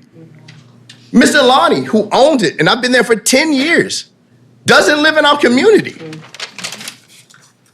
The people that wrote you letters in support don't live in our community. So I'm confused on how you're trying to help a community when everybody who supports you don't live in that community. To me, it just doesn't make sense. So, like I said, none of their plans, we know where their money comes from. It comes from probably state-funded things, and I'm assuming this, Medicare, Medicaid. That doesn't help a neighborhood. Dollars that come from outside of our neighborhood into our neighborhood and then circulate in our neighborhood then help. People fighting addiction don't have money for tattoos, gourmet coffee, boutiques, or gourmet meals. So what are these people doing? How do they help us? They don't. They only help themselves with their state-funded, city-funded, or Medicaid, or wherever that they get it from. They don't assist us. I live there every day. I don't drive to work, I walk. Because I decided to buy in the neighborhood. I decided to open a business in the neighborhood. When my business grew, I decided to buy the real estate that my business was in and then occupy another space. I'm currently with my wife in the middle of opening a restaurant. We had 7 break-ins in the last month, 2 weeks. 7 on the same block. I mean, 1, 2, 3, 4, 5. They all people fighting addiction. All the police could do is come and make a report. That money came out of our pockets. You know how much a double pane glass costs? $750. So when you're talking about helping people with addiction, and not only people with addiction, you're talking about helping the youth, which I don't know if you all are parents, I am. Young people have a problem with discipline. So when you're talking about addiction and youth, that's a recipe for disaster. In a neighborhood with all the things that an addict might want. And that's all over Baltimore. Our neighborhood is not unique. I heard him talk about Harford Road and all these different facilities there. Harford Road's not the shining example of a Baltimore neighborhood. Sir, we have limited time. All right, I'm sorry. Well, y'all have a blessed day. So I do want to say we have a 3 p.m. hard stop. So for the rest of our opposition, if you do not have any new concerns, if you don't have anything that's different than what we've heard previously, then I ask that you please rethink your testimony. I do not want to put a time limit on testimony, but if I have to, I will.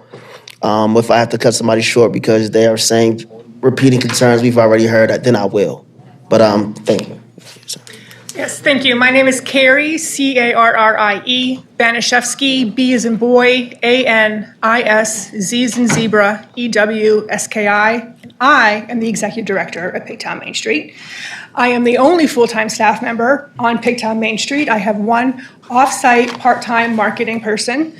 I am also a single mother to a special needs child. I can assure you I don't have the time nor the energy to be running a mafia. I am simply trying to run an economic development nonprofit in Pigtown. Before I start my testimony, I just want to correct some things that were said earlier that were incorrect or were slightly skewed. So I believe that the applicant's lawyers tried to paint 700 block of Washington Boulevard as an undesirable block by highlighting the liquor store and the smoke shops and the nail salon. Those stores are there and they are clean and they are brightly lit and they work with the community and they are safe and they are assets to our community. He failed to mention that there is also a gourmet and specialty food market and bakery. There is a hoagie sandwich shop. There's an art gallery.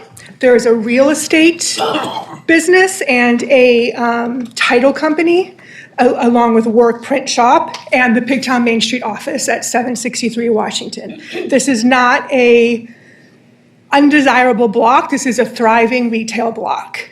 I also have on my phone a copy of the presentation that was sent to the community that was referenced in the testimony, and there is no QR code for the community to provide their input.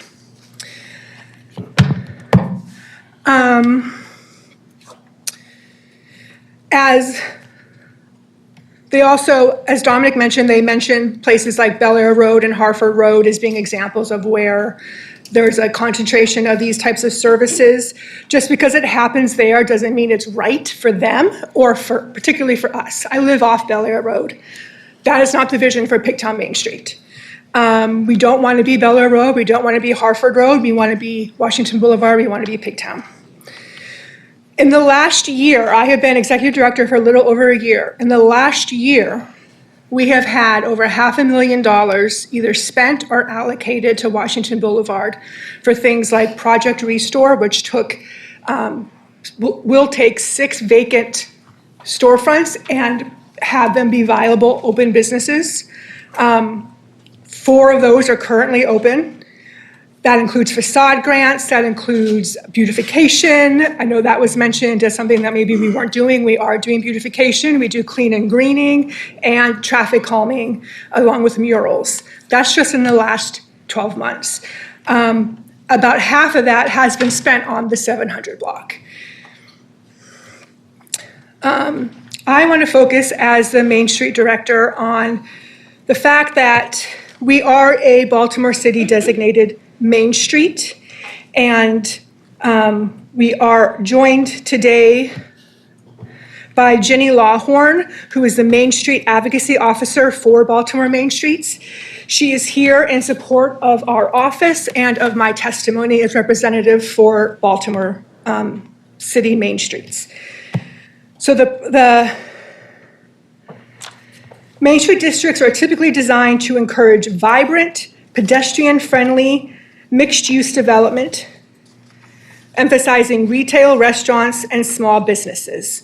We are also, in the footprint of both the Ravens and the Orioles Stadium, we get a lot of out-of-town visitors. We are sometimes the first impression of Baltimore that someone coming to a game, coming off 95, parking in Pigtown might get of Baltimore. And we want that to be a good impression. We don't want it to be overrun with the effects that we're seeing of the current 6 substance abuse mental health clinics that are on the boulevard.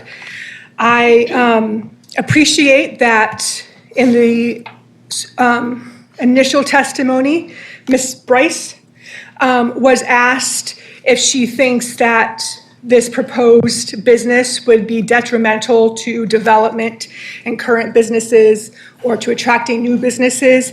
And she said she doesn't believe that. And when asked by her lawyer why she believes that, I wrote it down. Her answer was, it just won't. I am not willing to bet the $500,000 that the city and state and federal government have poured into Washington Boulevard in the last year and the $25 million in the preceding 25 years on it just won't. Because we know, having lived and worked in this community, that these clinics do have an effect on our residents and on our businesses and on the cleanliness of our streets and the safety of our streets. And again, this is not a NIMBY neighborhood, as someone else mentioned. We have these organizations already in our neighborhood, and we have good relationships. I have spoken with Exodus, Spark, Paul's Place, Dr. Hawks in preparation for this meeting. We have good relationships with the organizations that are currently in there, and we are working together to help solve some of the problems that come with them just being in the neighborhood. I actually have a meeting tomorrow morning with Paul's Place. But we don't need another one, particularly a company that has no track record, We don't want to be the guinea pig for whether or not this I'm going to is. end your testimony there, but thank you. I Okay. appreciate you. I appreciate it so much. Thank you. For all future testimony, I'm going to hold you to 1 minute, please. Thank you. How am I proud of my friends and neighbors. Great job, folks. I'm Bill Marker, M-A-R-K-E-R. I have lived near Washington Boulevard and Harbor City Boulevard since 1980. I say that because it was only in the months after I moved in that the name changed to Martin Luther King Boulevard. I've been around a long time. And I have served on the board of Ridgely's Delight. I have served as president of Citizens of Pigtown. I'm currently on the board of Barry Circle, and that's the context I'm mainly here in.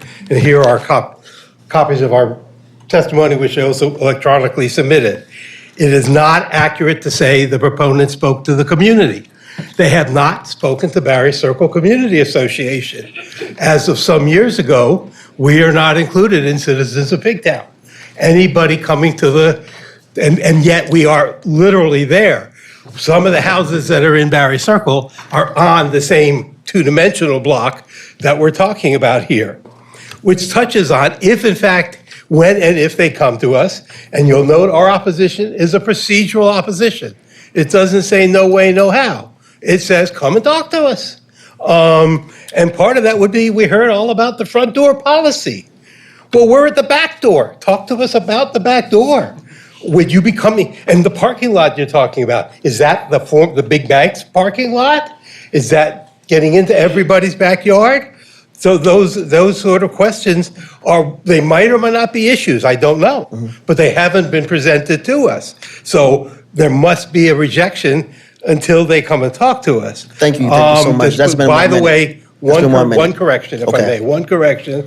It was said that the other bank building on Washington Boulevard and Scott Street is vacant. Not true. One of the residences here, the ATM is in use. What that says about the other characterizations, I can't say. Okay. Thank you very much. Thank you so much. Appreciate it. 2 minutes, please.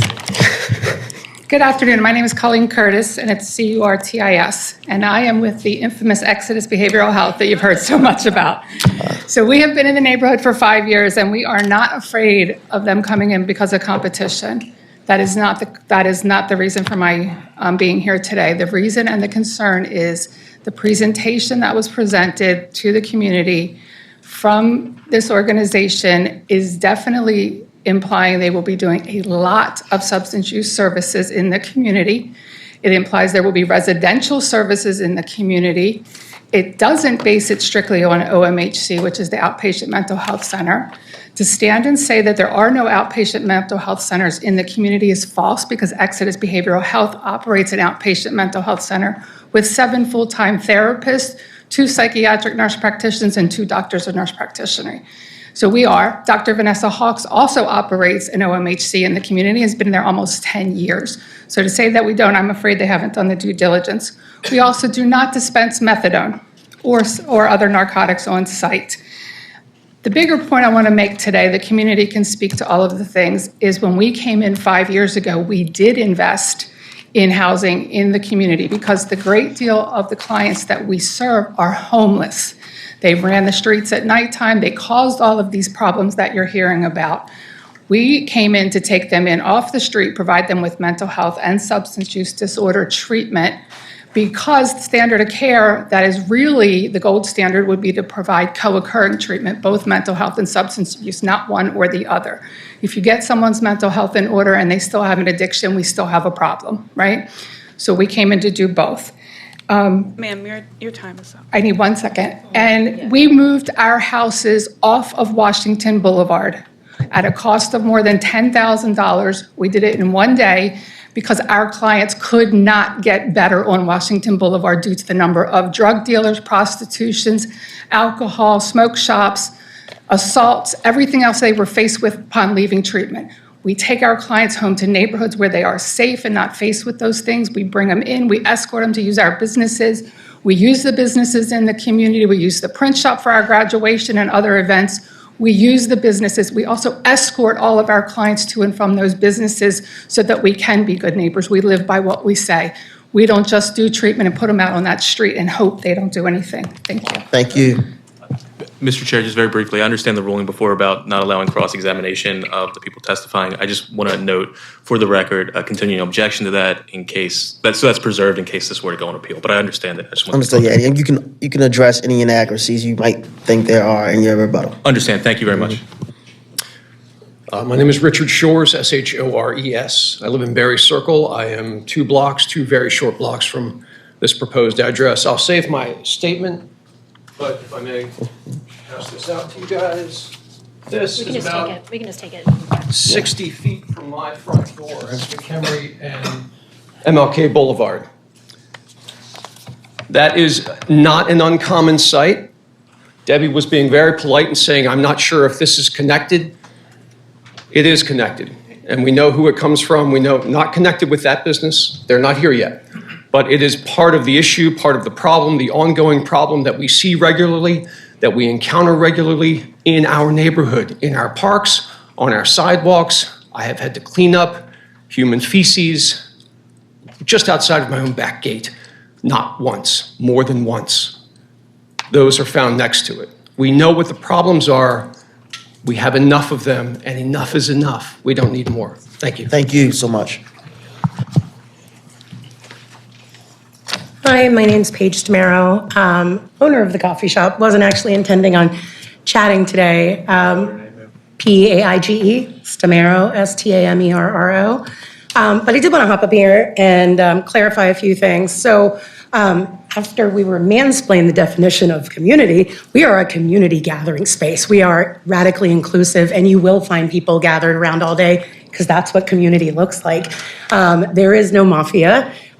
What you may not know, but Ms. Brown does know, because the first time I met her back in March when she was touring the property, I was the one who alerted Main Street that you were coming through because I'm a commercial real estate broker, and I had tried to place tenants, which I shared with Ms. Brown that day. I had tried to work with Lonnie for years. The first 2 times that I toured someone through the property, the roof was collapsing in, the drywall had popped, the bricks were crumbling, and he wanted $750,000 for the 2 properties, which he was trying to sell as rentable apartments with 2 vacant commercial retail spaces. I know commercial development. I own a home at 810 Washington Boulevard. My husband and I have lived there for 11 years now. We opened this coffee shop because the community had a vacancy, and we knew how core that was to community. So our concern is that we don't believe that Ms. Brown has acted in good faith, because I did offer that information back then. I connected her with Shireen, formerly of Main Street, with Carrie, currently of Main Street, ensured that all those conversations mentioned citizens of Pigtown. I think it's an indication of a lack of good faith that it was 2 to 3 weeks ago, according to them, that they first met with citizens of Pigtown, when they were told continuously, this community. I would tell my tenants, when I worked with leasing tenants, do not go to a community with a use that has any conditional use if they have an engaged community association, because these are the people that will voice for this community. And so what happens is people go into communities where building owners couldn't care less. That's what we have here with Lonnie. Ma'am, your time is up. Thank you. Perfect. Thank you so much. Good afternoon, Pierre Stewart, Stewart. I'm a 62-year-old resident of the city of Baltimore, and a 25-year resident of Pigtown, the same community. I don't even know if my testimony is going to mean anything, because these people have already addressed the board about what should be done and what shouldn't be done, what we would like to see in the community. Just want to talk about the kids, for the footprints of the 3 public school systems in Edith Pratt Library, and our footprint to give them an adequate opportunity to get to where you, I, and the rest of us are in life. And adding this to the community is not an asset to us. I appreciate your time. Thank you so much. Yep. My name's Mark Smith, M-A-R-C, S-M-I-T-H. I'm the owner of 782, 784, 788, 761, 763, 765, and 767. None of my buildings are vacant. The attorney mentioned that 2 of them were. 782 is a art gallery that has children's programs on weekends. We're also surrounded by 2 churches and an elementary school 2 blocks away. So I just wanted to say that. It sounds like everything's probably been said. I'm not in favor of this. I've brought all the businesses that are in all my buildings are mixed use. All my tenants were brought to me from my effort. I've been up here for 25 years doing this. The city came to me, I bid on BDC stuff. That's how I got all the property on Washington Boulevard. And for 25 years, I've been hearing Pigtown's coming back. Oh, Pigtown's failing. Pigtown's coming back. With that, I hope it Thank you continues so to grow. much. Councilwoman. Thank you, thank you. So for the record, Councilwoman Felicia Porter, PHYLICIA, PORTER. So just want to give context. So for all that don't know, I'm a public health scientist with more than 15 years. I actually have a consultant agency called the Porter Advisory Group that does this type of work for other substance abuse and mental health clinics across the nation. And so I am here today not only as a council person, but as a public health scientist that does this work on a very normal basis, very familiar with the CARF application and very familiar with the quality of care standards that are indeed needed for community revitalization and the true public health harm framework that we are talking about today. So I'm going to bump over to my councilperson hat. So over the past 2 years, I've received 135 emails from community members in the Berry Circle, Ridgelease, Delight, and Pigtown neighborhood communities, 91 of them in the past year alone expressing concerns about the deterioration of the quality of life, along with pictures of defecation and needles. We have had 4 interagency safety and community walks to investigate recurring reports of public defecation, used needles, and open air drug activity on the 700, 800, and 900 blocks of Washington Boulevard. Also, these are not abstract concerns. These are the daily realities of those living in South Baltimore for families, children, and seniors and longtime residents. Just want to correct a few things, and I'm just going to go through the list. So it was said before that we didn't have a school within the radius of this particular vicinity. We have a school within a 1-minute radius of this particular facility going up on Washington Boulevard. According to the Mayor's Office of Homeless Services, there are about 25 individuals, which was corroborated earlier in the statement, who are regularly engaged with homeless services and are also connected to Exodus Behavioral Health Care as well. Also, it was mentioned that there was a Google form that Ms. Brown noted that she did not know about, or it was actually in her presentation. And I have an email right here from June 23rd from Ms. Brown to the president of Citizens of Pigtown. It reads, "Good morning, Casey. Please find the deck attached. Your Google form is fine. Lastly, it is a virtual meeting on Friday the 7th, and we would like to work as well."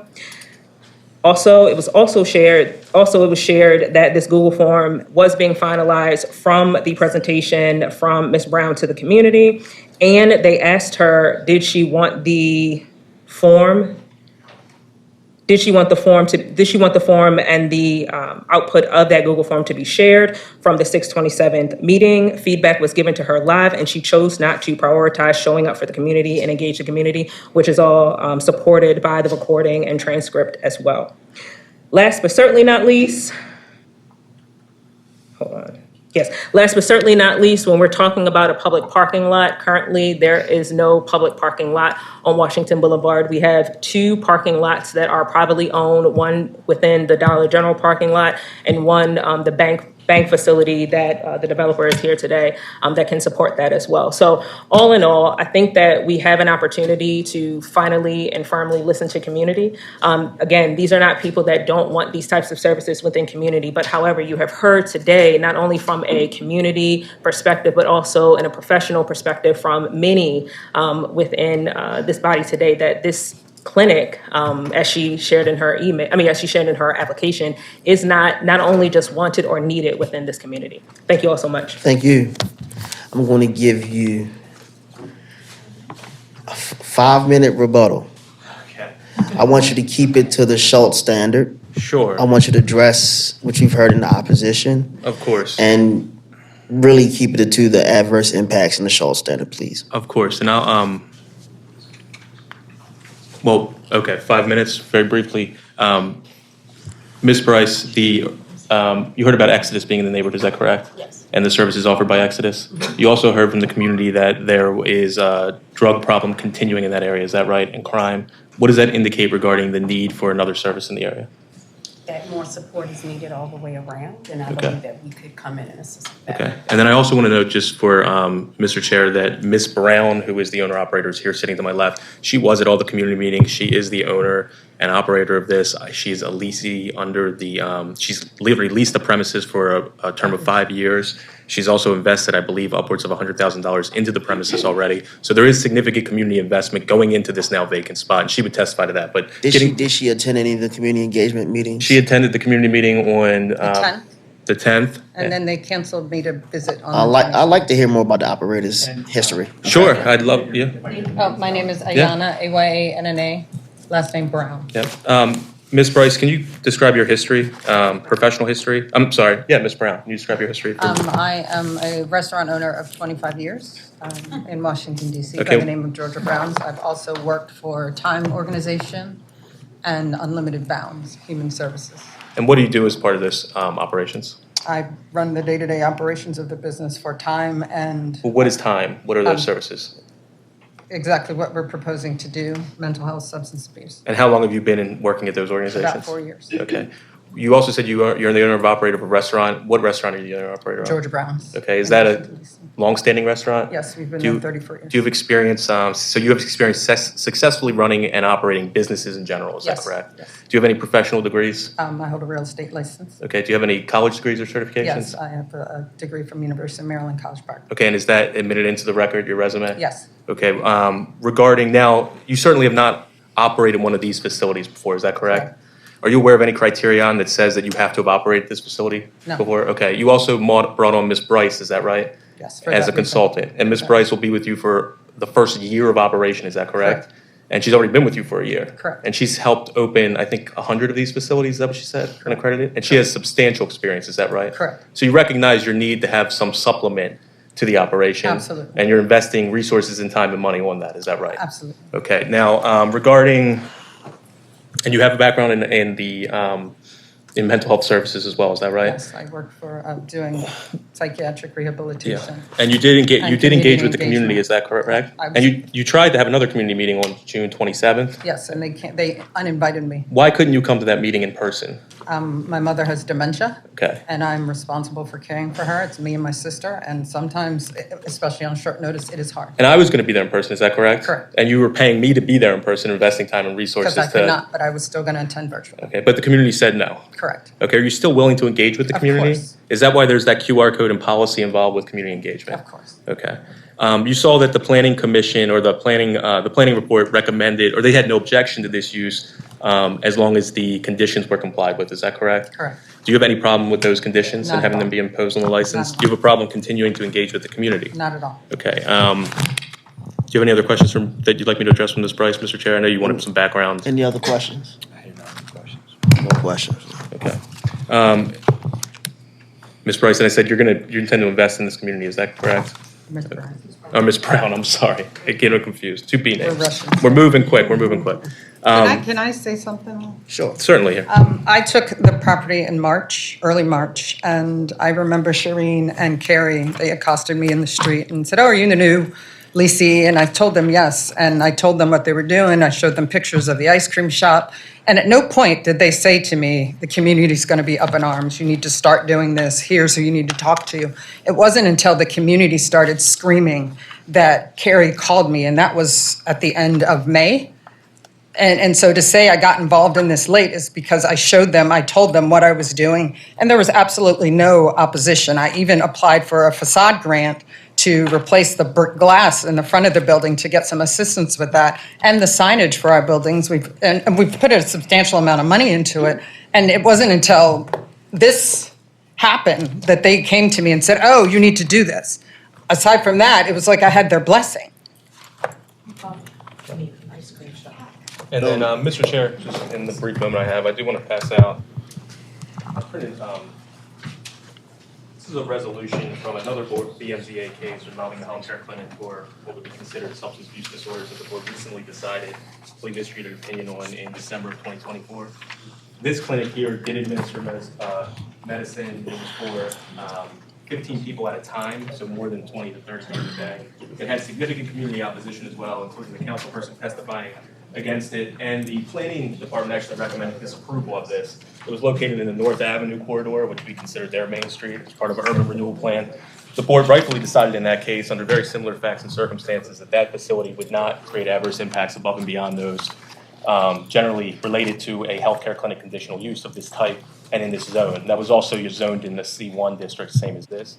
I'd also note that Exodus is in the C1 district as well, just like this property, and part of the same main street. When it gets to the adverse impacts, Mr. Chair, as this board knows, a conditional use is presumed compatible within the zoning district it's located in, including the C1. And this use is certainly a neighborhood community-based use as it's operating. And the mere presence of adverse impacts does not justify any denial of this. In fact, all development has some kind of adverse impacts. The existing uses there have adverse impacts. The test is whether or not those adverse impacts will be above and beyond what you would expect of a healthcare clinic conditional use. And what do you expect of a healthcare clinic conditional use? You expected patients to come and visit that facility. This is no different, and there's nothing about this operation that would create adverse effects above and beyond what the council anticipated would be those effects, which would be inherent in them. It's a low-intensity use as far as the healthcare use, with only 25 to 30 people being serviced a day, limited hours of operation, there's security functions. I know we're limited on time. Ms. Bryce was going to testify much longer about her background and other things, but she is a competent professional person.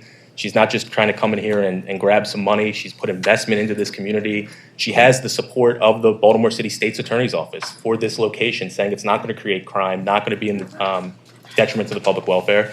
She has the recommendation from the Maryland Commission of Civil Rights, who indicates that this is needed in this area and urges the board to approve it. I believe Ms. Bryce has also just been appointed to Ms. Brown has been appointed to a state board, is that correct? Nursing. A nursing board, is that with the state of Their Maryland? layman, yes. I'm sorry, can you explain that a little bit more to the? I just sit as their layman for the state board to be part of the discussion from our point of view.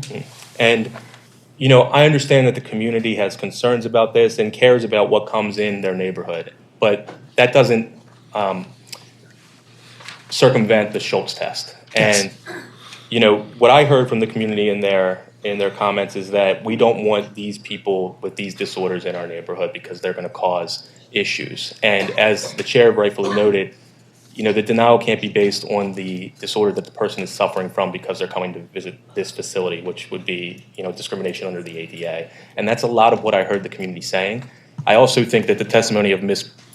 Bryce, so I'm correct on saying right now, indicating that this would provide a benefit by alleviating some of those existing conditions such as crime in this area.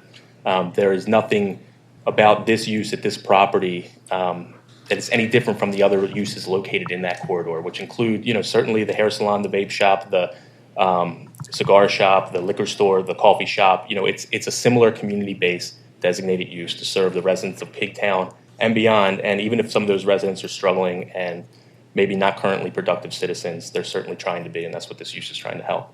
So with that, I would submit, Mr. Chair, and ask the board to respectfully approve this conditional use because it's not going to cause those additional adverse impacts. I also provided a overview, which was sent to the board. It's in your packet that addresses all the criteria specifically in writing, and we'd be happy to answer any questions. Any questions before we close the testimony? I don't have anything. Neither do I. I think I want to close testimony. I want to thank everybody who spoke today, both in support and in opposition. These are always tough cases, but I think we were able to get everybody to speak their piece. We were able to really develop a full record of concerns, of impacts, and so now it's time to have fun, huh? So, as we all know, the conditional use standard is a low bar. The Schultz test asks, will the adverse, because it is a conditional use, adverse impacts are presumed. And so our question today is, are those adverse impacts above and beyond what we would expect for this use in a C1 district? And so I want to start with what the adverse impacts that we heard today. Loitering was one of the adverse impacts that we heard described today, and the applicant themselves admitted that that is typical of a health clinic. We have heard about attracting drug dealers to the area, more drug dealers to the area, or maybe exacerbating the drug activity to the area, which might be sort of an adverse impact of having a clinic. Clinic has clients. Those clients could be potential customers for those in the illicit drug trade, whether or not they have a substance use disorder or not.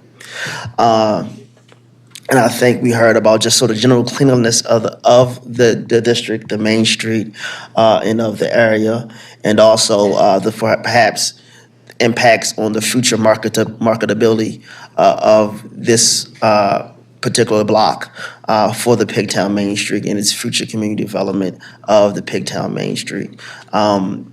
Did I miss anything from your guys' perspective about what we heard from testimony? Sounds about right.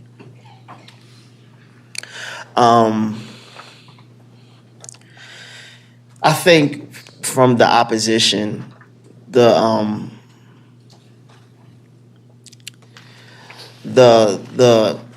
of the impacts that they discussed today, I think the one that has made me give the most thought is that about the operator's track record. They don't, and that being unclear to them if the operator is going to be a good neighbor, although there's a good neighbor policy. But I want to say that I've been on the zoning board for about almost 3 years now, and their application, their testimony today, their presentation today has easily been sort of one of the better presentations that we've ever seen from a healthcare clinic, especially from a healthcare clinic that treats mental health disorders and substance abuse disorders. From the good neighbor policy, I don't think I've seen a letter of support from the state's attorney's office before. And sort of the expert that they had today to give testimony about their experience opening these clinics. This is something that really is uncommon, to be honest, for a lot of applicants who want to have open up healthcare clinics. And I just have to say, this is a hard issue, but I always tell people Baltimore has been the epicenter of a public health crisis for a very long time. Many neighbors complain about, there being too many healthcare clinics, but the statistics are very clear. We don't have enough. We don't have enough help. And so we wish, that they were in a perfect world, they would be dispersed all throughout the city. There would be many in Roland Park as there are on Bel Air Road and Harford Road. But however, that is not the case. And so when we are deciding these cases, I really have to think about, is this use in harmony with, sort of the zoning code and the city code? I have heard nothing today that say the use is not in harmony with the code, and it's not in violation of the Washington Village Urban Renewal Plan. We've heard testimony about its proximity to other dwellings, other churches, other schools, public structures, and of that nature. But I've never heard anything about how, their proximity to other dwellings, churches, or schools is going to be any worse than other healthcare clinics in the area. I just haven't heard that. So I am sort of inclined to vote in favor. That's how I'm thinking about this application right now. I do want to open up to other board members who maybe want to express any concerns or any of their thoughts on whether or not we should approve this conditional use. And also, as you talk about that, also talk about conditions that you would place on the approval as well. I assume the three. I would adopt their proposed conditions. The planning department had three proposed conditions. The planning department's proposed conditions. I know the applicant has volunteered to propose some conditions. I would also adopt those if we were to approve the conditional use. I'll step up here. So this was tough hearing both sides, and the reason that it's tough is because the Pigtown community is such a great community in Baltimore City, and I applaud you all for voicing all of your heartfelt concerns about this application specifically. I think somebody had mentioned that the board has this power that we control all. Well, unfortunately, it's the code that controls. And as I read over our responsibilities based off of the Schultz v. Pritch standards, is kind of where I feel like we're kind of at a point. Yeah. Right. Regardless of how I personally feel or how anybody on this board personally feels about so many of the things that we may share in common with a lot of the voices that were spoken today, I think a lot of communities, as our chair has explained, there's a lot of communities in Baltimore City that have equal challenges. And some of these communities are equally as nice as the Pigtown community. I will say that it is a fantastic community, Pigtown. I love going through Pigtown. And I think that some of the opposition's comments actually explain the need to support some of the challenges that you're dealing with in the community. And as a whole, Baltimore is a city. And yes, we have identified and we are known for being a city of many smaller cities and smaller different experiences. It is still a tough decision for me as well. Sure. I see that there may be some challenges, Sure. and specifically the voices that the community has said. However, every time, and maybe Ms. Witt, maybe there's something you can help us out here with our decision. It's because when I see situations of proximities of other specific facilities that may be around, whether it's to, do we have to take these in consideration? Proximities of schools, the proximities of other establishments that may have alcoholic beverages or other drugs, recreational drugs within proximity. Is that going to affect this use? And just the interest of the global welfare of the community itself is something that is concerning.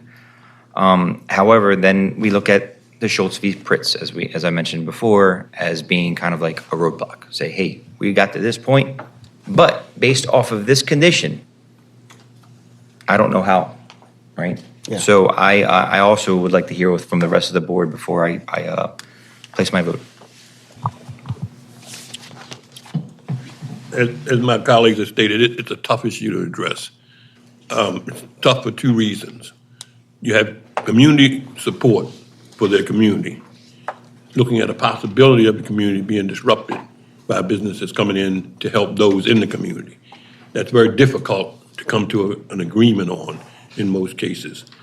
As my colleague has said about Spritz, we have to bind ourselves to the law.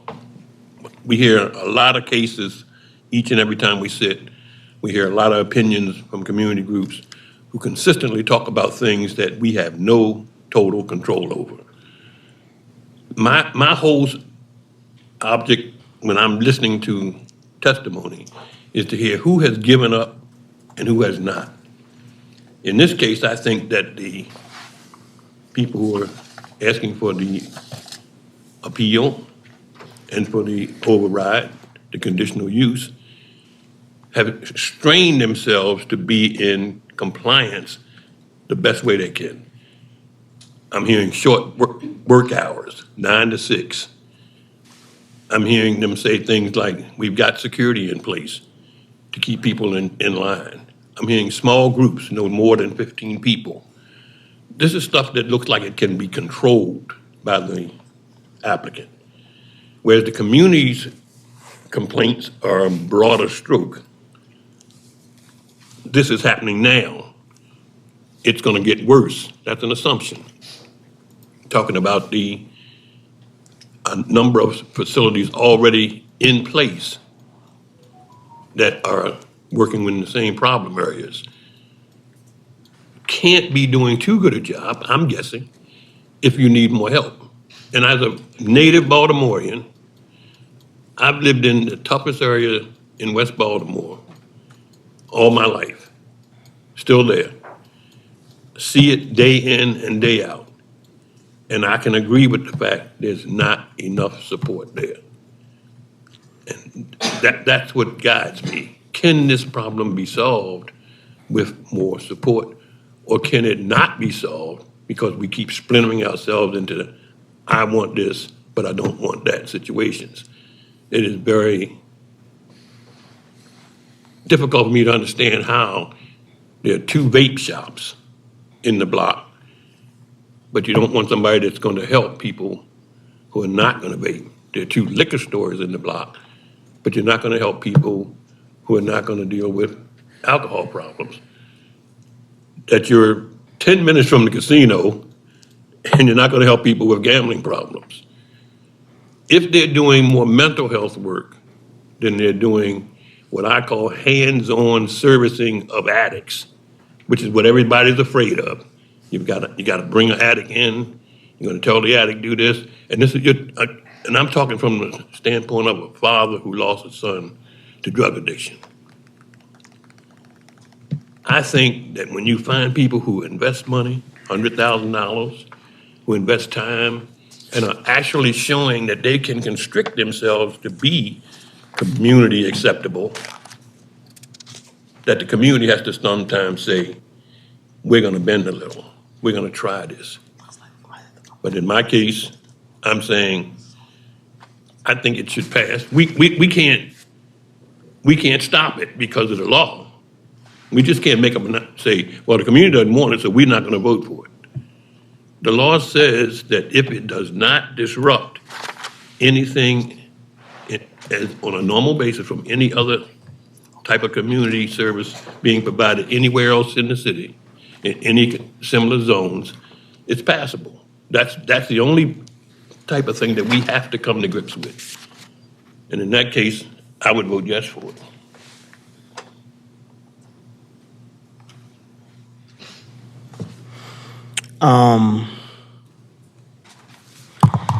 So I just okay, yeah. So when I'm thinking of sort of the conditional use standards and the questions and factors we have to consider, would the number one thing I want to think would the authorization of the public of the health clinic conditional use be contrary to the public interest? I've heard nothing today that said this would be contrary to the public interest. Not for a city that's dealing with the public health crises that it has been dealing with. I just don't see how having more support and more investment in healthcare at the neighborhood level would be contrary to the public interest. It's not precluded by any other law, urban renewal plan, and it's in harmony, with the purpose and intent of the code, which is continue to incentivize investment, the location of businesses and homes to the Baltimore City. And I do not believe that it would be detrimental to or endanger the public health, safety, or welfare. And for those reasons, I'm a yes for the conditional use at this location. With, of course, the planning's recommendations, and the conditions self-imposed by the applicant.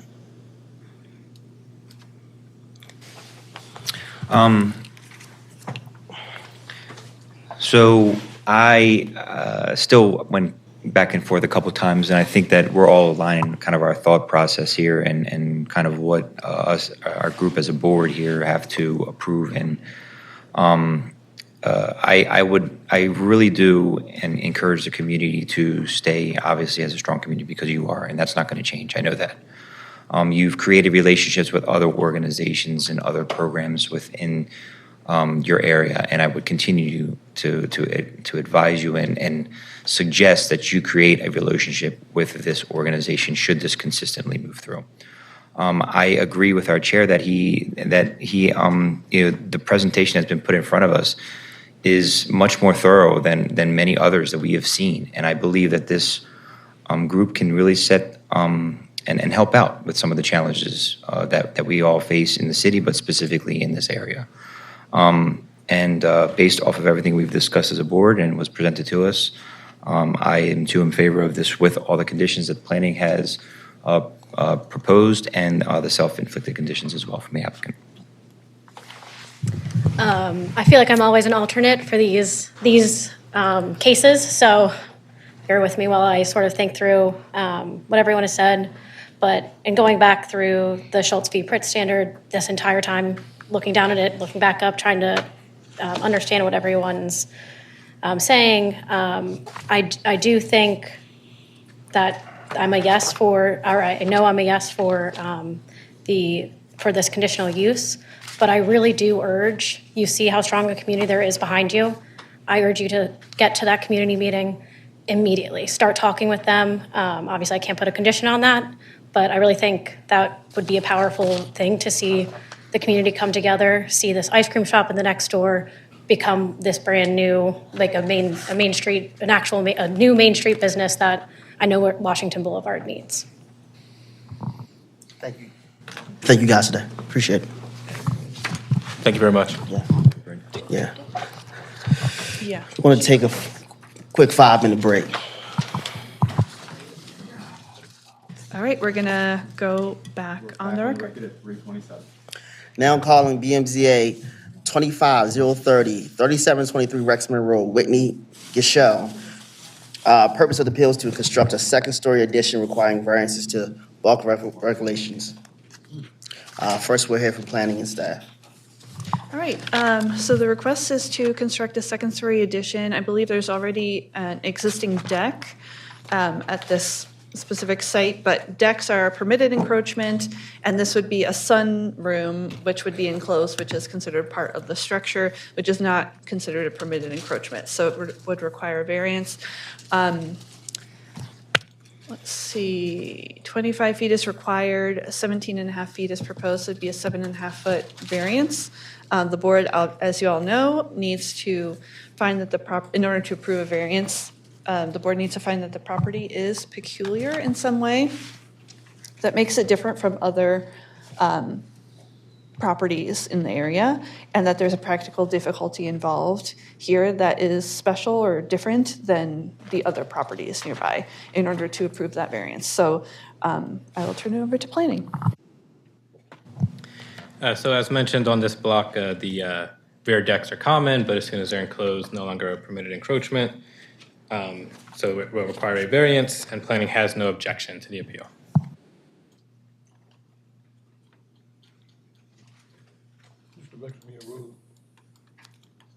And no gardens, yeah. Can you guys stand to be sworn? Do you swear or affirm under the penalty of perjury that the answers that you give and the statements that you make to be the truth, the whole truth, and nothing but the truth? Are you Ms. Cruchot, or is it? No, I'm Sharon Thomas. I'm one of the property owners, and this is my husband, Randy Cover. And Whitney represents our contractor, which is Patio Enclosures, and they're here represented today by Kathy behind me. Will they be speaking, possibly? Only if you need me to. Maybe stand and be sworn just in case. And can you spell your last name? Sure, Thomas, Thomas. And what was your first name, sorry? Sharon, Sharon. Okay. Do you swear or affirm under the penalty of perjury that the answers that you give and statements that you make to be the truth, the whole truth, and nothing but the truth? Yes. And you are Ms. Whitney Gershell? No, I'm Oh. Kathy. My name's Kathy Archis, Archis, and I'm with Patio Enclosures. Okay. Mr. Chair. Yeah, tell us about your project. Okay, so 8 years ago, we moved to the city of Baltimore as part of our plan to retire in the city and age in place. And my husband has a potentially fatal bee allergy. And as we've gotten older, getting closer to retirement age, the bee situation has become a greater worry. And we wanted to have a screen porch on the back of the house. When we decided to do the screen porch, we tend to be pretty nerdy rule followers, and we wanted one that was going to be of high quality that we wouldn't have to try to have replaced and get a contractor for, like when we're in our 70s. So we decided to go with Patio Enclosures.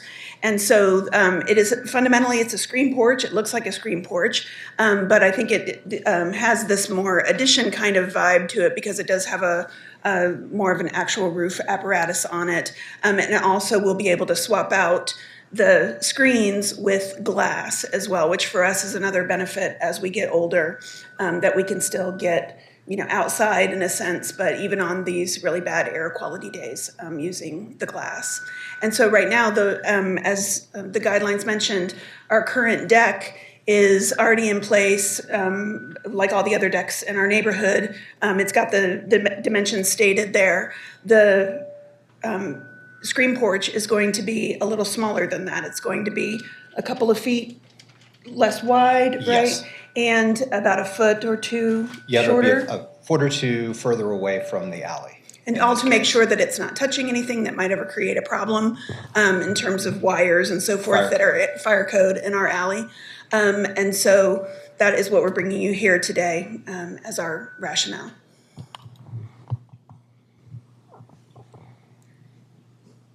I could double check this with planning. I don't know if Justin, I hate to call on him. If it were Eric, I wouldn't feel bad calling on him. But I think the issue that we're actually only having is the glass. The screen porch in and of itself, I don't think is an issue, even with a roof. I think it's just if you put windows in. I believe that's correct, because then it's enclosed. Can you come up before they start yelling at us?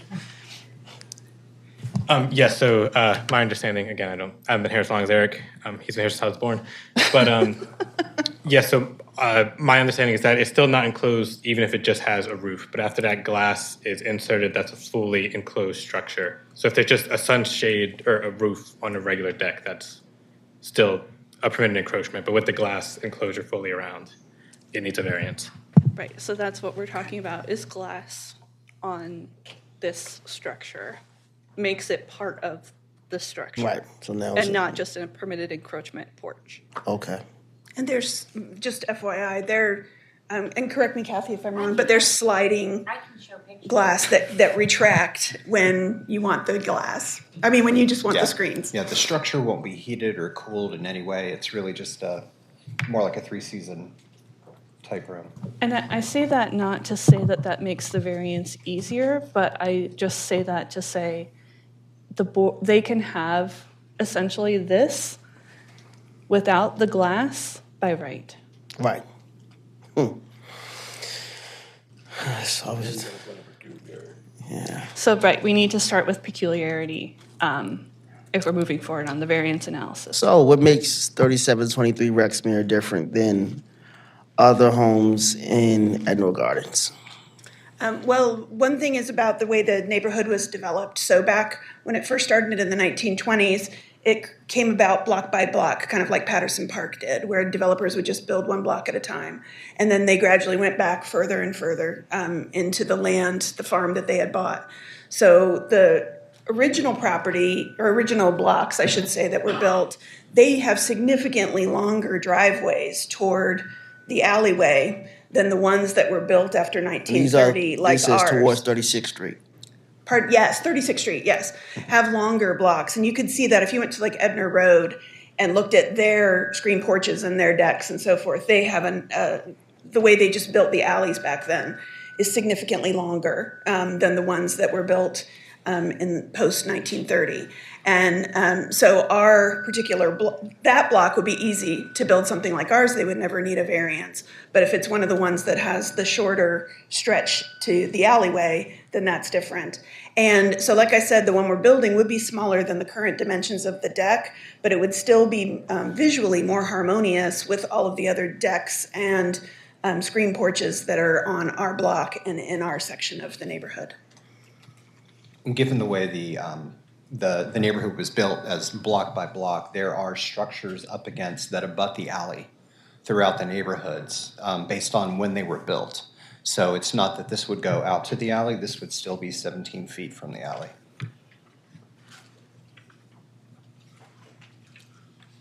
When we're considering, for full disclosure, I grew up on the 300 block of Kimball, so I'm very familiar with the neighborhood. But when we are considering variances, we have to first find what about your property is so unique or peculiar that complying with the zoning code would be a practical difficulty for you guys. And so What we have to tie is your need for a variance from the minimum rear yard setback requirements to the unique aspects of your property. So I want to see if you guys can help us learn, what's different about your house, compared to maybe your neighbors or some of your other neighbors. Well, I think for me as a spouse, it's the fact that as we get older, he does have this very serious allergy. And to be able to have a safe place where he could still have outdoor space as we become more elderly, everything we've done to the house is in the interest of this idea of aging in place. And so for me, the peculiarity would be our particular situation, why we're there, what we're wanting to do for the next, hopefully, 40 years of our lives if we get to be 100.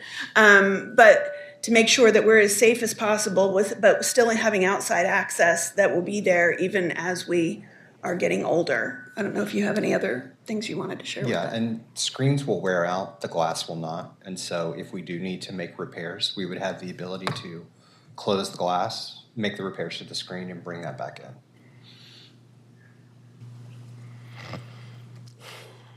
And the project has to have the windows, or it would defeat the purpose of not being stung by bees. It doesn't have to have the windows. That was an additional piece that originally when we contacted them, it was about a screen porch. But when the glass element came up, that seemed to make sense to us in terms of we both have aging parents right now, and in terms of what aging people seem to gravitate to, that seemed like a good idea. It seemed like it would be good in 20 years. Good now and then good as we continue to age. Something that comes up frequently with variances is that people want to bring in very legitimate desires that they have based on their specific, health concerns and that kind of thing. The zoning code, unfortunately, is really based on the structure and the lot and the property and not on the people living in the structure. This comes up a lot when people have large families that can't fit anymore inside the structure as it currently exists and use that as a basis to try to get a variance, and that we've said repeatedly we can't do that under the case law that interprets the zoning code, that we have to focus on the actual structure and not the people. I just wanted to point that out. I think also when it comes to uniqueness and peculiarity, I think generally speaking the board will look at some degree of variation. Row houses are very difficult to make this argument, obviously. We come across this all the time. But when we have a block like this, where all the lot sizes are basically the same, and the structure sizes are basically the same, and the rear decks are all pretty much the same, there is an aerial shot of the rear side of this block at the very last page of your packet that kind of shows the existing deck and the other decks that kind of go all the way down. It becomes more difficult to make a uniqueness or peculiarity argument in these kinds of cases. So if I understand correctly, planning has no opposition to this if it's a screened-in porch, correct? Because it's not an enclosed space. If it's a screened-in porch, they can do it by right. Right. So it sounds like that's kind of where we're headed. Yeah. Because we can't find the peculiarities, the uniqueness. All right, come on. I know I got to use the right terminology. They gave us a new word. It's harder to say. It just doesn't roll off very easily. Okay. But everything else of this structure is acceptable, except for the glazing. Yeah, it's a permitted encroachment, and the existing porch is legitimate. And if they're replacing that with a porch that's similar in size, then it should be fine. You have something that you would like to add? Could you stand at the mic, please? Yeah. Make sure the light is green. I could actually show you pictures. Press the button. We can't look at any pictures on like iPads. The devices. Oh, I could show you exactly how the windows actually open all the way to the sides. Okay. So it's basically giving them the benefit of both because it would look like a screen porch whenever they're sitting out, but in the wintertime, if they could actually close the glass, and it's only single pane glass. It's not like it's heavy-duty windows or anything. It's not like it's a major, It sounds like this is really the discretion of the planning department, in my opinion, if they're gonna identify this as an enclosed space or not. If we don't need to vote on this if they're gonna do the screen in by right. Right. So it doesn't even, we can. I think it's more the discretion of the Yeah, zoning yeah. administrator, not the planning department. As it stands now, I don't believe the application can be approved because of I don't think the variance can be approved. Those are my initial thoughts. I'm not seeing a unique characteristics, So Which one is? I agree.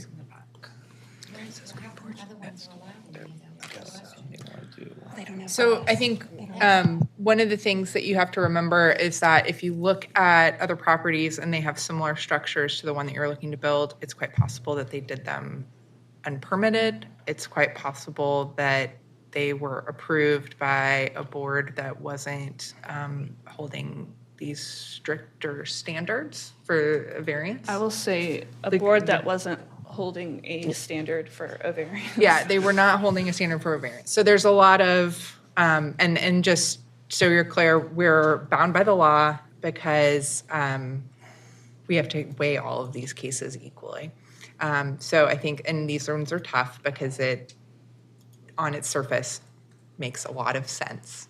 But we do have to find uniqueness. So I think just to ask the question maybe in a different way, if I were inside your home versus inside of the neighbor's home, is there any differences that would need to have expanded space? No. Okay. Oh, sorry, no. And I understand what you're saying, Yeah. and we knew there would be, I assumed the ones that are not in line with current, but that those were done without permitting. But we're the type of people, we always go with contractors who do permits and do things above board. And we know that comes with the risk of it's not going to get approved. So I think we understand that. Okay. So as long as you feel good about the way that you've explained your property, that you can't find anything peculiar about your property versus ones next to it, I think we haven't met the threshold to approve the variance. Let me just ask a quick question about enclosure.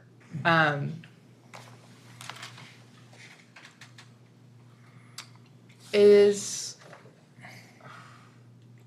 like, some of these ways that they're constructed is it's just like storm windows that you put in versus storm windows you take out. And if it's set up that way, it doesn't matter. It's still, even if they're temporary windows, like they're not permanent. I don't think the code specifically says no windows allowed.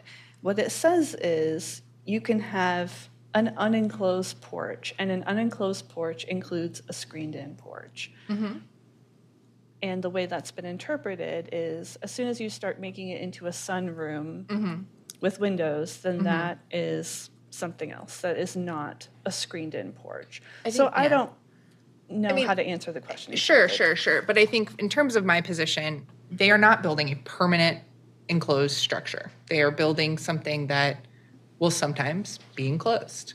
And so I think this is a gray area that I just wanted to sort of explore and say, to me, it's different than approving a variance for a sunroom because it's, I don't know, it's sort of the equivalent of, I don't know if there's anything in the law or anything in the planning code that speaks to temporary enclosure. And I think without that specific discernment, I mean, I just don't see it as,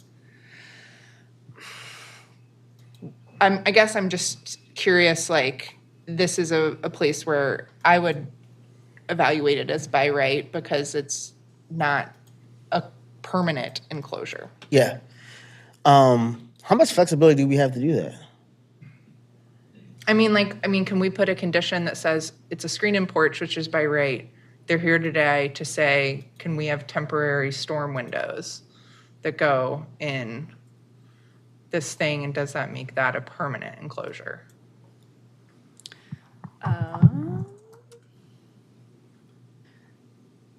Okay. Do you know where that is in the code? Oh, you're just looking at the definition. Sunroom is not in the code. The only thing that we have in the code is porch. And I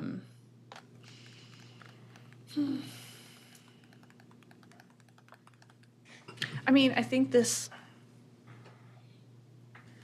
the way that we have historically interpreted this kind of request is through the variance framework, because it has been considered by zoning administration and I think by BMZA to be an addition onto the structure in a way that a porch is not if it's screened in.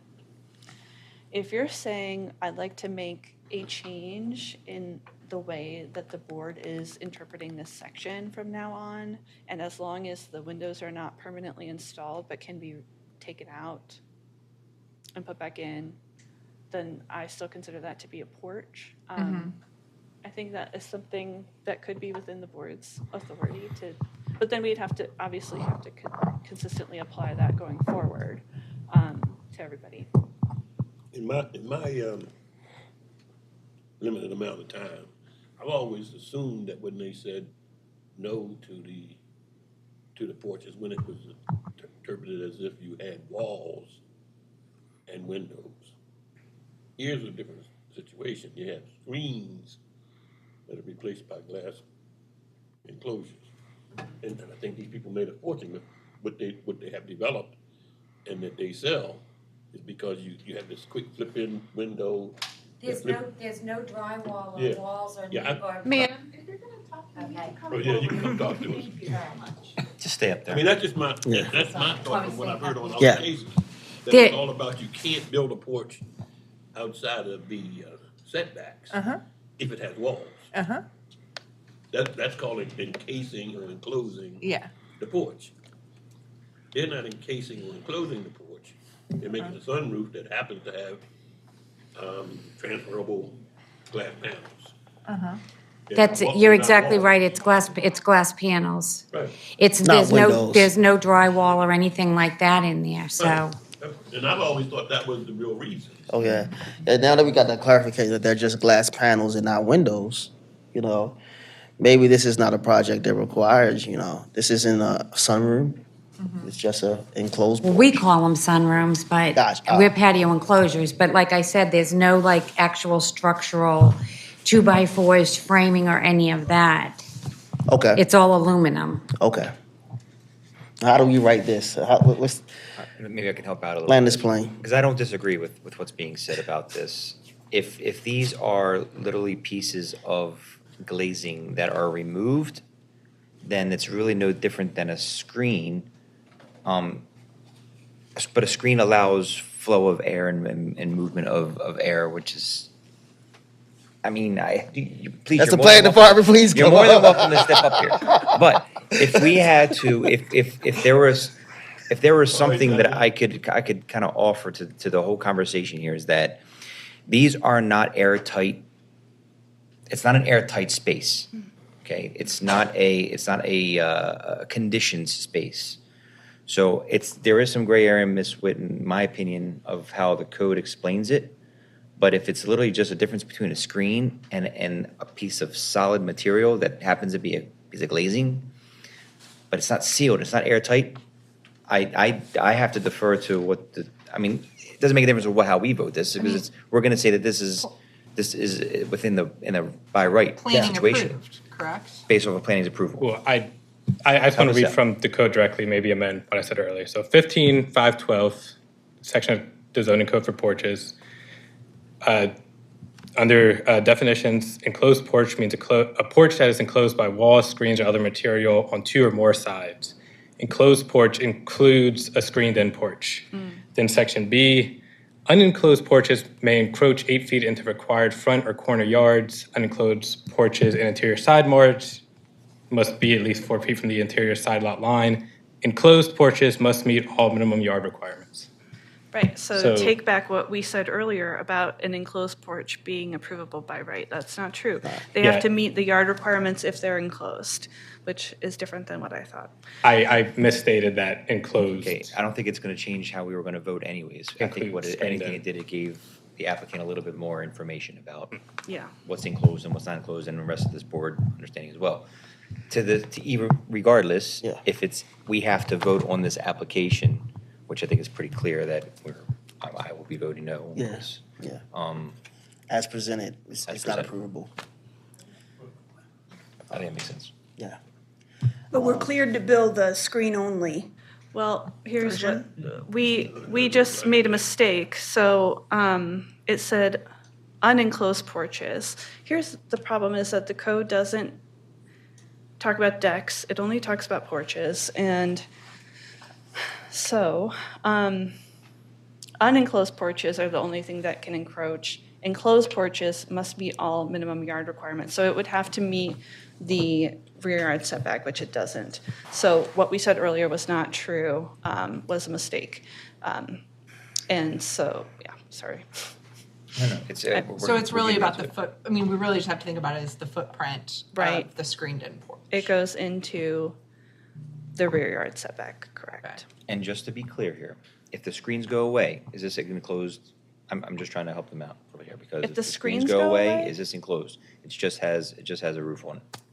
The roof is not the issue, it's the walls, Right. screens or other materials on 2 or more sides. There you go, as stated in the building code. Yeah. So I think that the application presented in front of us is pretty clear that this is not compliant with code.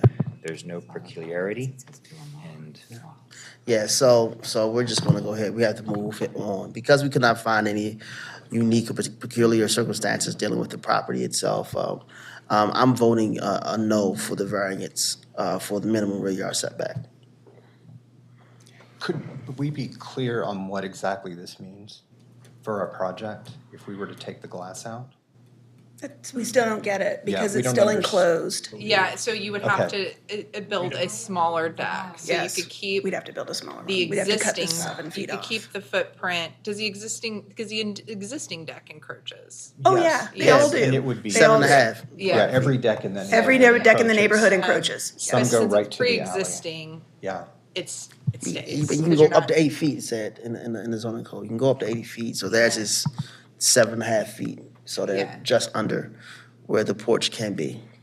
Yeah, the existing deck is not non-conforming because it is a permitted encroachment because it's Sure. uncovered, right?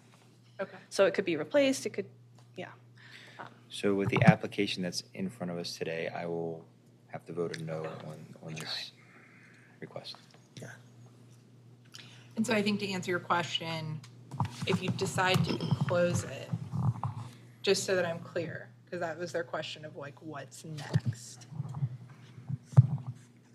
As long as they're staying within they do not need a variance for setbacks. If they had an enclosed structure, but it didn't need But didn't need a variance.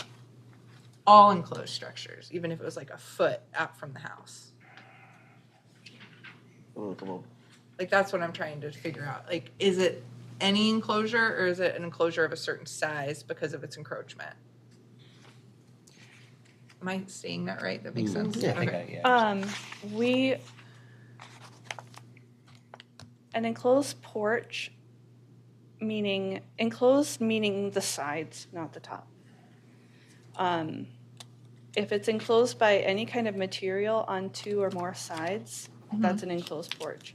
And it needs to comply with the yard requirements. So we would have to look at where the current rear of the house is and see where that lines up with the 25-foot rear yard. And if there's any space for anything like that, I don't know if there is. Does that answer your question? Yeah. Okay.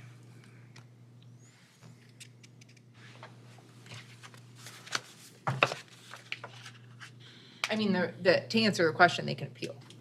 They can appeal. Yeah. So that's next steps, is you can appeal our decision. That's not likely, given the Cost. being the peculiarity. I issue, would right? also suggest maybe looking at temporary enclosures and things of that nature. Maybe that's not a permanent structure, but something temporary. Try to see what your options are. Or legislation. Or Oh, you know what, that's actually a really good point.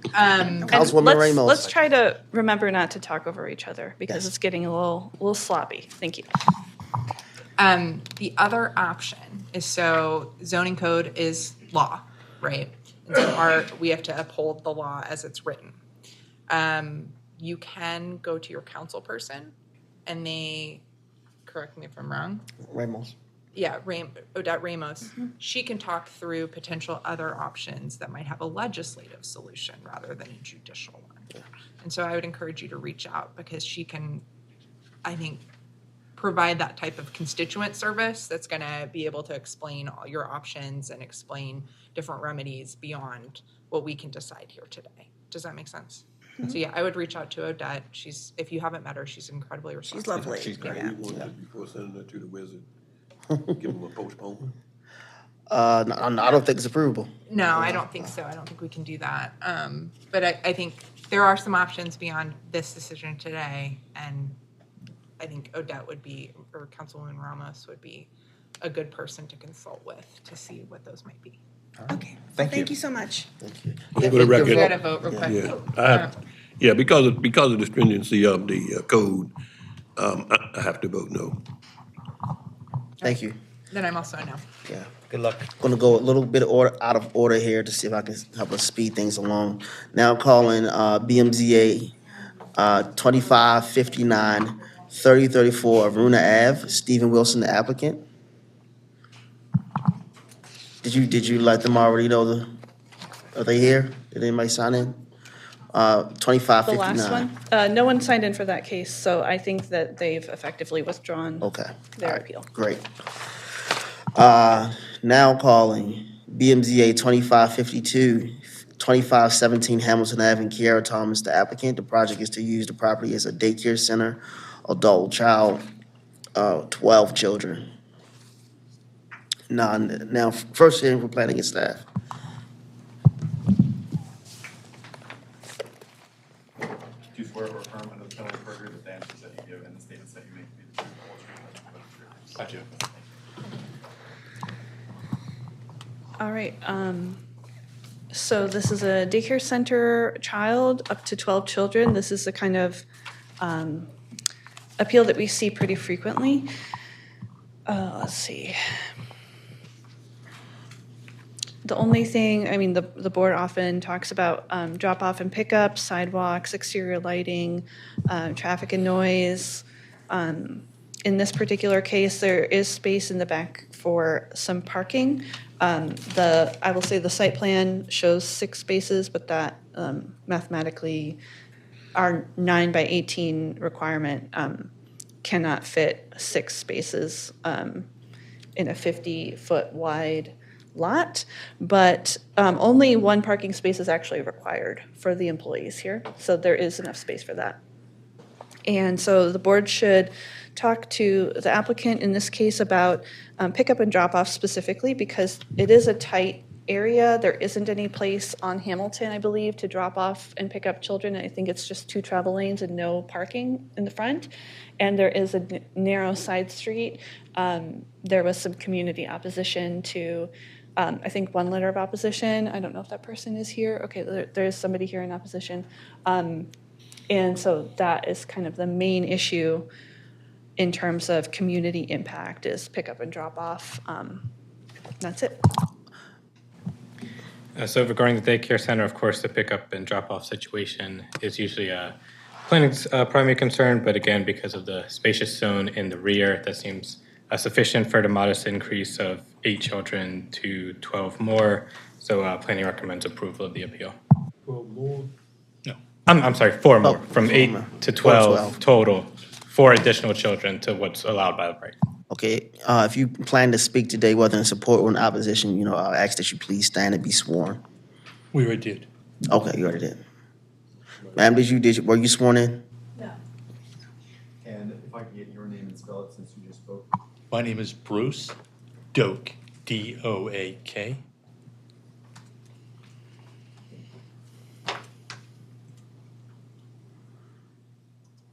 Is it just going to be you? Just me. Okay.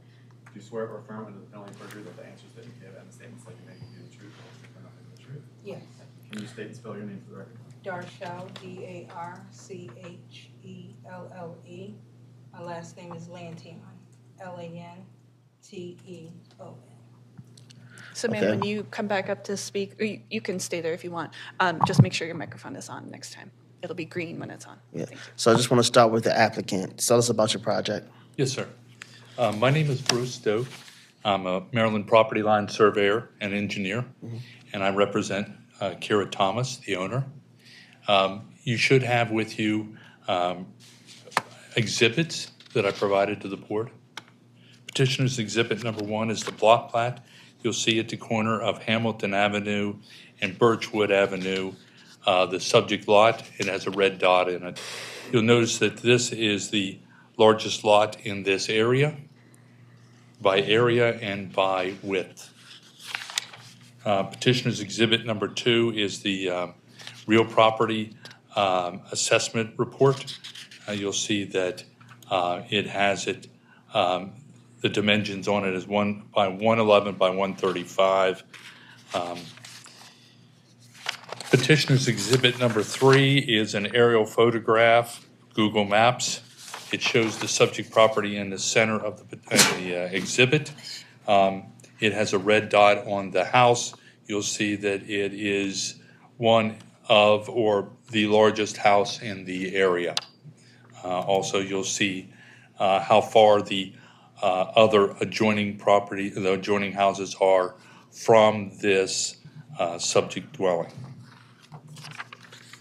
You also notice that on this exhibit, the amount of screening that is on 2 of the 4 sides of the subject property. Petitioner's exhibit number 4 is a site map that was prepared by the architect from Ms. Thomas.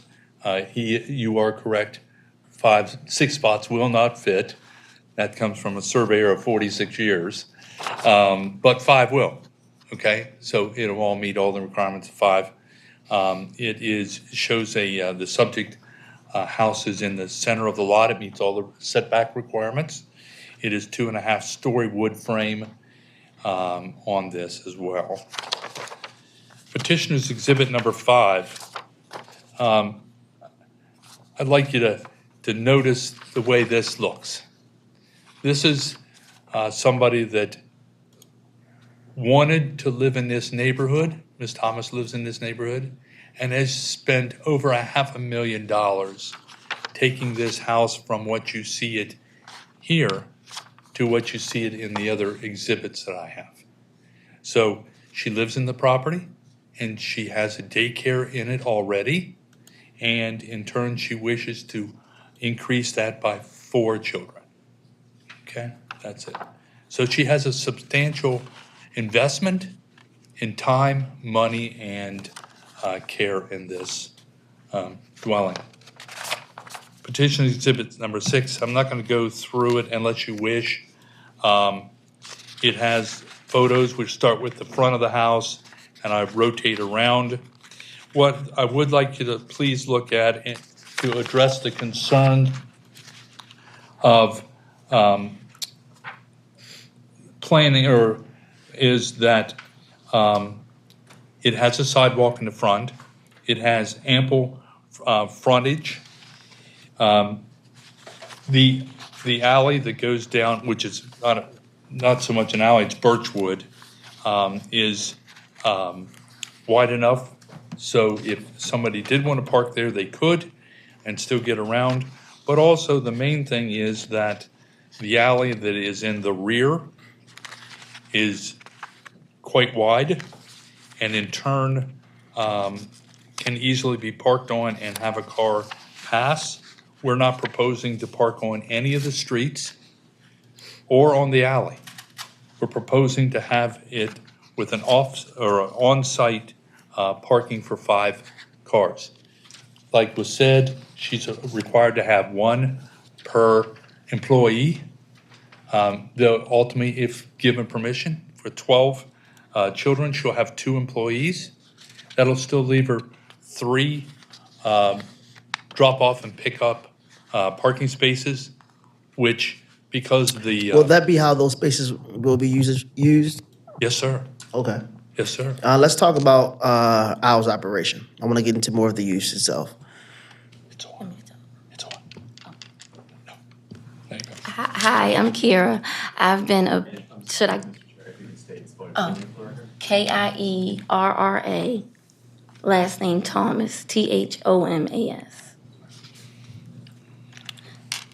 So should I give, so my name is Kira. I've been a PEDS EDRN for about 12 years.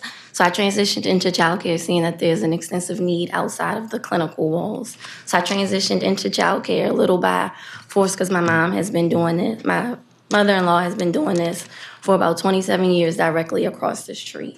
They're now elderly, so we are there a lot helping them on Hamlet. So I'm really never parked here. I'm parked directly across the street on Hamlet. So my car doesn't take a factor into the parking that's on the lot. When we were in the reconstructions, just taking consideration of all the neighbors in the neighborhood, we removed the shed, and that allowed for 2 more parking spots. The hours are from 7 to 5. Right now, it's only 8, and we've been open about 3 weeks. So 2 children come in about an hour, and 3 are sibling groups. So it's only 1 car being dropped out. So it's never a cluster of cars. And the siblings that we are asking for the extension for, the children that we are asking for the additional for are siblings. So it wouldn't be an additional for summer care because families don't want to drive to 2 different locations. There's an extensive need in that neighborhood. We partner with Northwood, Woodhome, and Hamilton. There's not enough child cares in that area, and there's no constrictions on the area that would allow it to come. But I did take into consideration of parking as being a homeowner, not want to come home and have a parking spot. But on my lot itself, it can safely house 5 cars. There's never 5 there. 2 of our families are public transit users, so they don't even occupy any of the spaces. At any given time, there's never 12 parents there or 12 cars because they're sibling groups. And we do have a single mom who uses Uber, and so she's not even using a parking spot. So just wanted to add that. It's 7 to 5 to answer your question. 7 to 5. 7 to Okay. 5. There's no aftercare, no overnight care. Okay. 7 to 5. I want to hear. You guys have any questions before we hear from the opposition?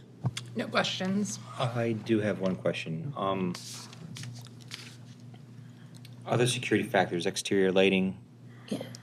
Yeah, so there's a security system. Vivint is on site, and we had to get emergency access lights required by fire. I don't know if it's fire or building. And you have plenty of property around for recreational and exterior. We have a gated-in yard, so no one will be on anyone else's property. And it is, that was my last question, it is. If you fenced look in. at. Yes. We have an exhibit. For the fence. That was turned in at the last, it's an enclosed fenced-in yard that is more than required by the state of Maryland for recreational area. One of our clients is a neighborhood, so they walk. They bring their students, so they don't require parking. Also, if you're talking about Schultz Pritz, this house is 3,600 square feet. It's one of the largest in the area. It's 3 stories, so it provides for all the space needed for 12 children on the first floor, and then Ms. Thomas can live and her family can live on the 2nd floor. 2nd and 3rd. So Schultz Pritz, this is not going to be detrimental to the health, safety, and welfare. It's not going to take away any green space, light. It's not going to take away. It's not going to be. We're not going to have to worry about fire, danger like that. We're not going to add any additional traffic. Matter of fact, it's a reduction of what could be as a home. So we feel that it meets all the criteria that would allow her to be granted this. Okay, thank you. Thanks. Love to hear. So, what brings you in here today? I've been a resident, first one in my family to own a home. And I moved my 4 daughters, I'm a single mom, up into the Hamilton Hills. And I've been there when that home was being remodeled, which it's a 6-bedroom, 4-bath. which I was under the impression it was gonna be residential, because that's what our neighborhood is. I live across from there, which to the right of me was a homeowner, which turned her home into a transition home.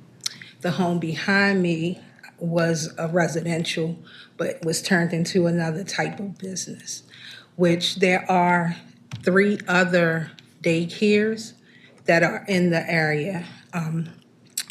I've never seen this young lady until today. Not aware that it was open or not. So that was worrisome until I saw that sign, and that is what brought me in. Again, Birchwood is an alley. I fought with the city for years in reference to thinking it was a street, but it is considered an alley. From my understanding, they already were approved to be a daycare, a home daycare, which requirement was 6 parking spaces. But I'm now hearing 5 is okay.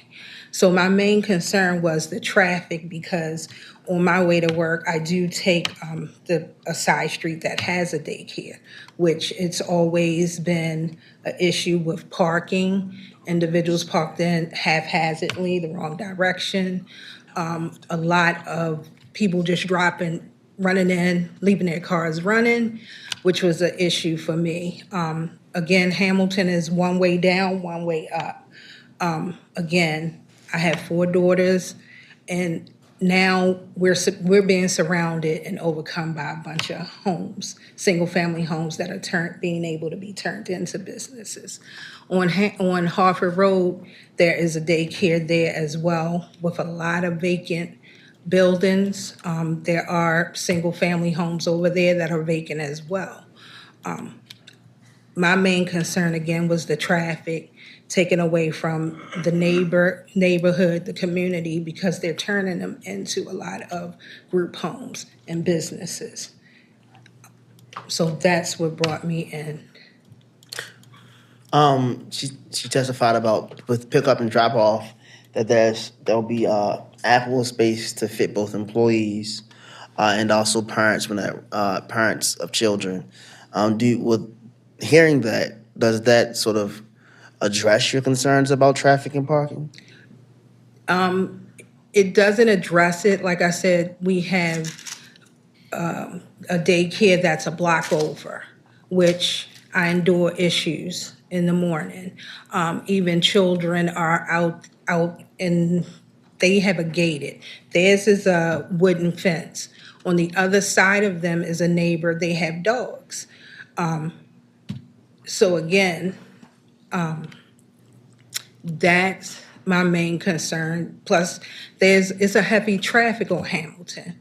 I moved there for that reason. We're close to hospitals, fire trucks. So there's always traffic up and down there, even with having the humps and to try to slow individuals down. And it's also located where there's a bend. And at that bend, since I've been there, they've had to replace that metal piece so many times. My neighbor, before she turned it into a transition, cars have gone into her lawn. So again, it's the traffic, the noise, and again, I'm sure they're gonna have vans taking trips. And again, I just found out it was already approved for daycare. I wasn't even notified of that, so I had no idea, just because they met certain guidelines. I just felt as a neighbor in a historical community, at least to be given notification of that type of change.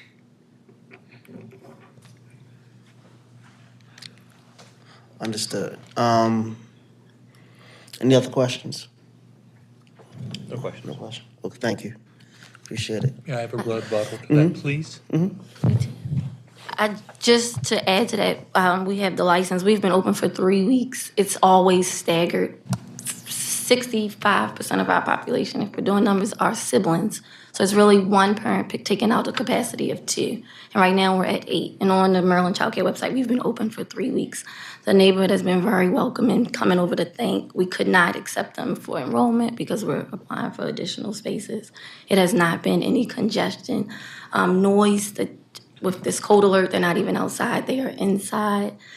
That is, the community is populated already with families, so adding people that come and go that are not living there on a long-term basis, I can't really talk to the congestion because our people there, drop up and if you have children, drop off and pick up is about a 4-minute ordeal, if less. So Can you tell me more about how the staggering works? So we're open from 7 to 5, and right now we're at 8 children. From 7 to 8, we have 1 child that comes. From 8 to 9, we maybe have 3, 15 to 20 minutes apart. But the 2 people that are coming in the 8 and 9 o'clock hour are siblings. So there's 1 car bringing in 2 children. So we're at our capacity by 9, and that's inclusive of less than 4 cars. And we have a QR code on our door, so they sign them in. They bring them in. It's no coats or bags right now in the summertime. How would that work with 12 children? So with 12, the children that we're bringing in are siblings for the summer camp. They're siblings that are of children that are already enrolled. Okay. So they're coming in the same vehicles with the parents. And it won't always be at 12. We just want the 12 for the extra children during the summer for the parents, so they don't have to make different stops for summer camp. One last thing, if I may, please. Our test is, does our proposed use, is it any worse than it is with any other house in an R3 zone? I'm saying here today that it's not only no worse, but it's much better than anywhere you're going to find because of the size of the house, the size of the lot, the area that we're in, the off-street parking. So I think that right there would allow us to be granted this. Ma'am, the applicant typically gets the last word, but I didn't make that clear, so I want to hear your comment, but then I'll give them a chance to respond if they would like. That's but fine. This would end your testimony. And I needed to add to this, and I didn't put it in my email because I didn't find this out till last week, my 22-year-old. I don't want any retaliation. Like I said, I've never met her. And if she's been open for 3 weeks, I had no idea. Because there's one of my daughters that does college classes at home. So like I said, I've never seen her. Someone came to my home, a female, informed my 22-year-old that this would be her second location and that they had an altercation over a parking spot. Like I said, I don't want any retaliation.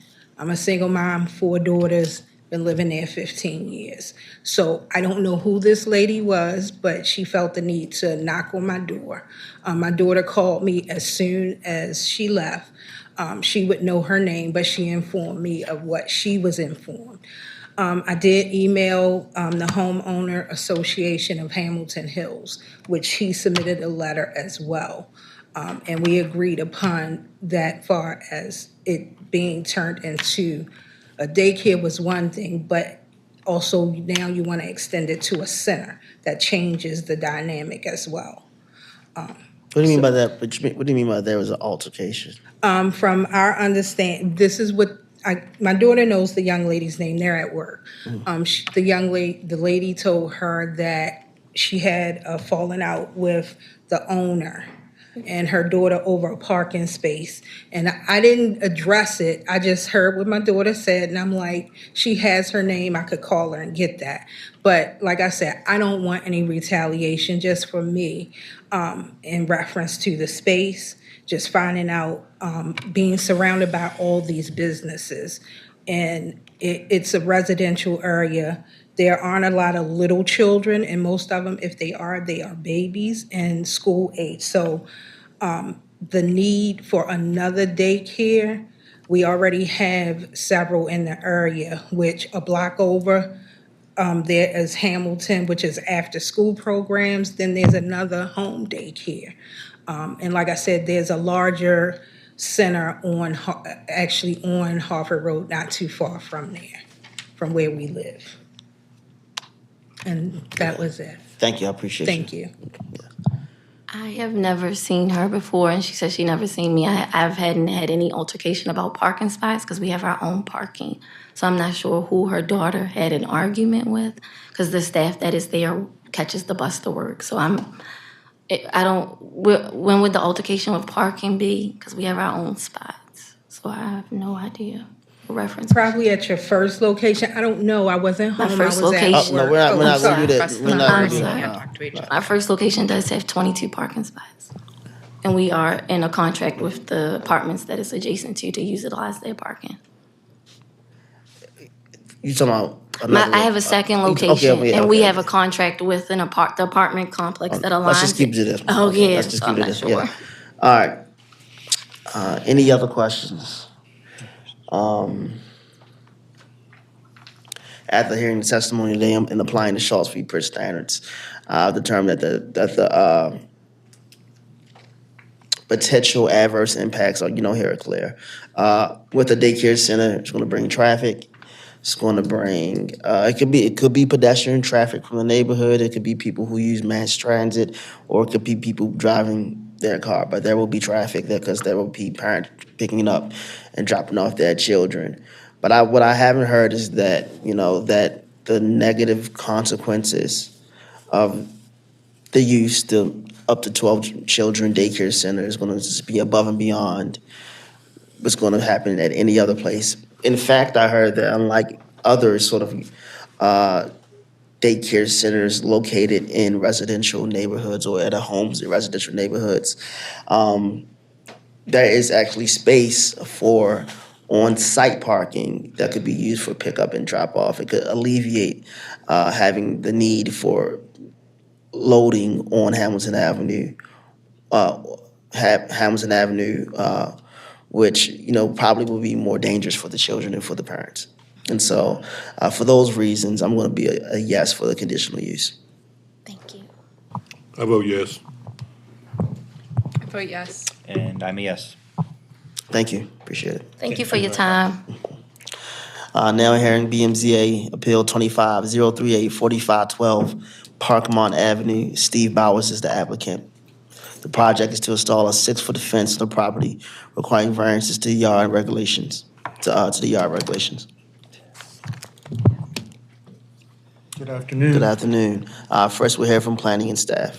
I don't think planning has a report on this, and our report is that the request is to install a 6-foot fence. It requires a minimum corner side yard variance because it is over the 4-foot maximum height for corner side yard fences as a permitted encroachment. We get these kinds of applications quite a bit from people who live on corners, and the code specifically has a lower height limit for corner side yards and front yards than the 6-foot height that is allowed on interior side yards and rear yards. So the board obviously will need to find peculiarity and practical difficulty here related to the property itself. Sir, have you been sworn? No. Please stand and be sworn. Do you swear or affirm under the penalty of perjury that the answers that you give and the statements that you make will be the truth, the whole truth, and nothing but the truth? Yes, I do. And you are Mr. Steve Bowers? Yes, I am. Need me to spell? Okay, thank you. Tell me about your application. Why do you need a fence? Why do you need the 6-foot fence? Why do we need a 6-foot fence? Because of security concerns for the backyard. The couple. What kind of I problems have you represent the having? contractor. I'm not the homeowner. Okay, what kind of problems has the homeowner been having, to your knowledge? People cut through the yard all the time. The yard is very visible because it is a corner property and it's located in such a How large way- is the yard? Say that again. I said, how large is the yard? The backyard? Yeah. approximately 3,500 square feet. Is that abnormally large for the neighborhood? I'd say it's about average. It's about average. There is an existing fence, correct, around a portion of the rear yard. Is that true? Correct, which is in utter disrepair. Is that a 6-foot fence, that existing fence? Yes. Yeah, I think this is one of the ones that we've seen before where there's a slope on the property. Gotcha. Sorry. And But- actually, just to Yeah. correct what you said earlier, the requirement is 42 inches up the side. It's not 4 feet, so we'd have to erect a 42-inch fence in the concerned area. Well, the code was just updated, so I Oh, it think it was was? changed from 3.5 to 4 feet, yeah. Okay, because the documentation I got from zoning was 42. Yeah, there is a bill that just went into effect June 1st that changed I believe, changed the side yard from 3.5 to 4 feet. Oh, great. Thank you. Regardless. Looking at the picture in your application, there seems to be a slope on the property. Can you describe sort of the topographical conditions of the property? The property clearly slopes from front to back and from the interior side to the street. So Is that common for other properties? in that area? Yeah. No, I would say the majority of the properties in that area are level. Okay. And does that how does that affect the need for a 6-foot tall fence? Well, I mean, earlier you asked me about how big is the yard. The yard's 3,500 square feet if we were able to fence the entire yard. However, if the homeowner were to fence the yard with a 6-foot fence without the variance, that would cut off 1,500 square feet, or approximately 43% of their yard would be outside the fence. So the slope, in terms of usability, the slope obviously affects usability of the yard, but it also, the 6-foot fence would cut down the foot traffic from behind, because if you look at the picture, there's an alleyway, there's a paved alleyway in the back, which I think is used by people in the neighborhood to walk. And because this property is on the corner, when they get to our customer's yard, they just naturally cut through his yard because there is no barrier. So they're using it as a shortcut, and then they can see everything in his backyard. And him and his wife work during the daytime, and the kids are in school, so the property's unattended.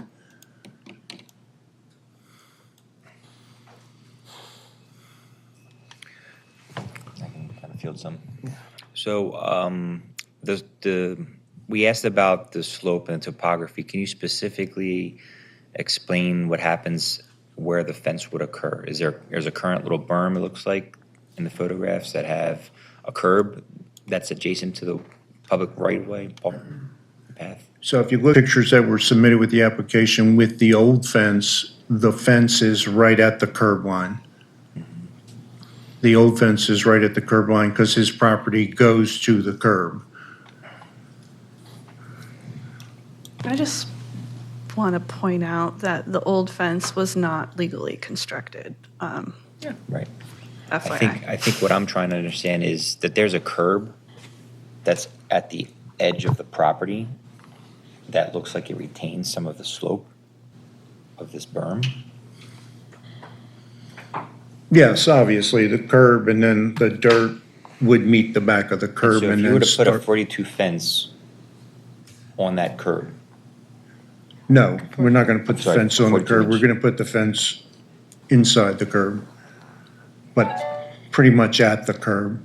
Aligned with the existing fence. Correct. Yeah. That's what So we're it'll be placed proposing. in the That's similar what we're position. proposing. Yep. But we're proposing to get rid of the existing fence, which from from everything that we can tell, was illegally constructed. And we didn't do that particular fence. The homeowner was the owner of the property when that fence was constructed, right? I honestly can't tell you.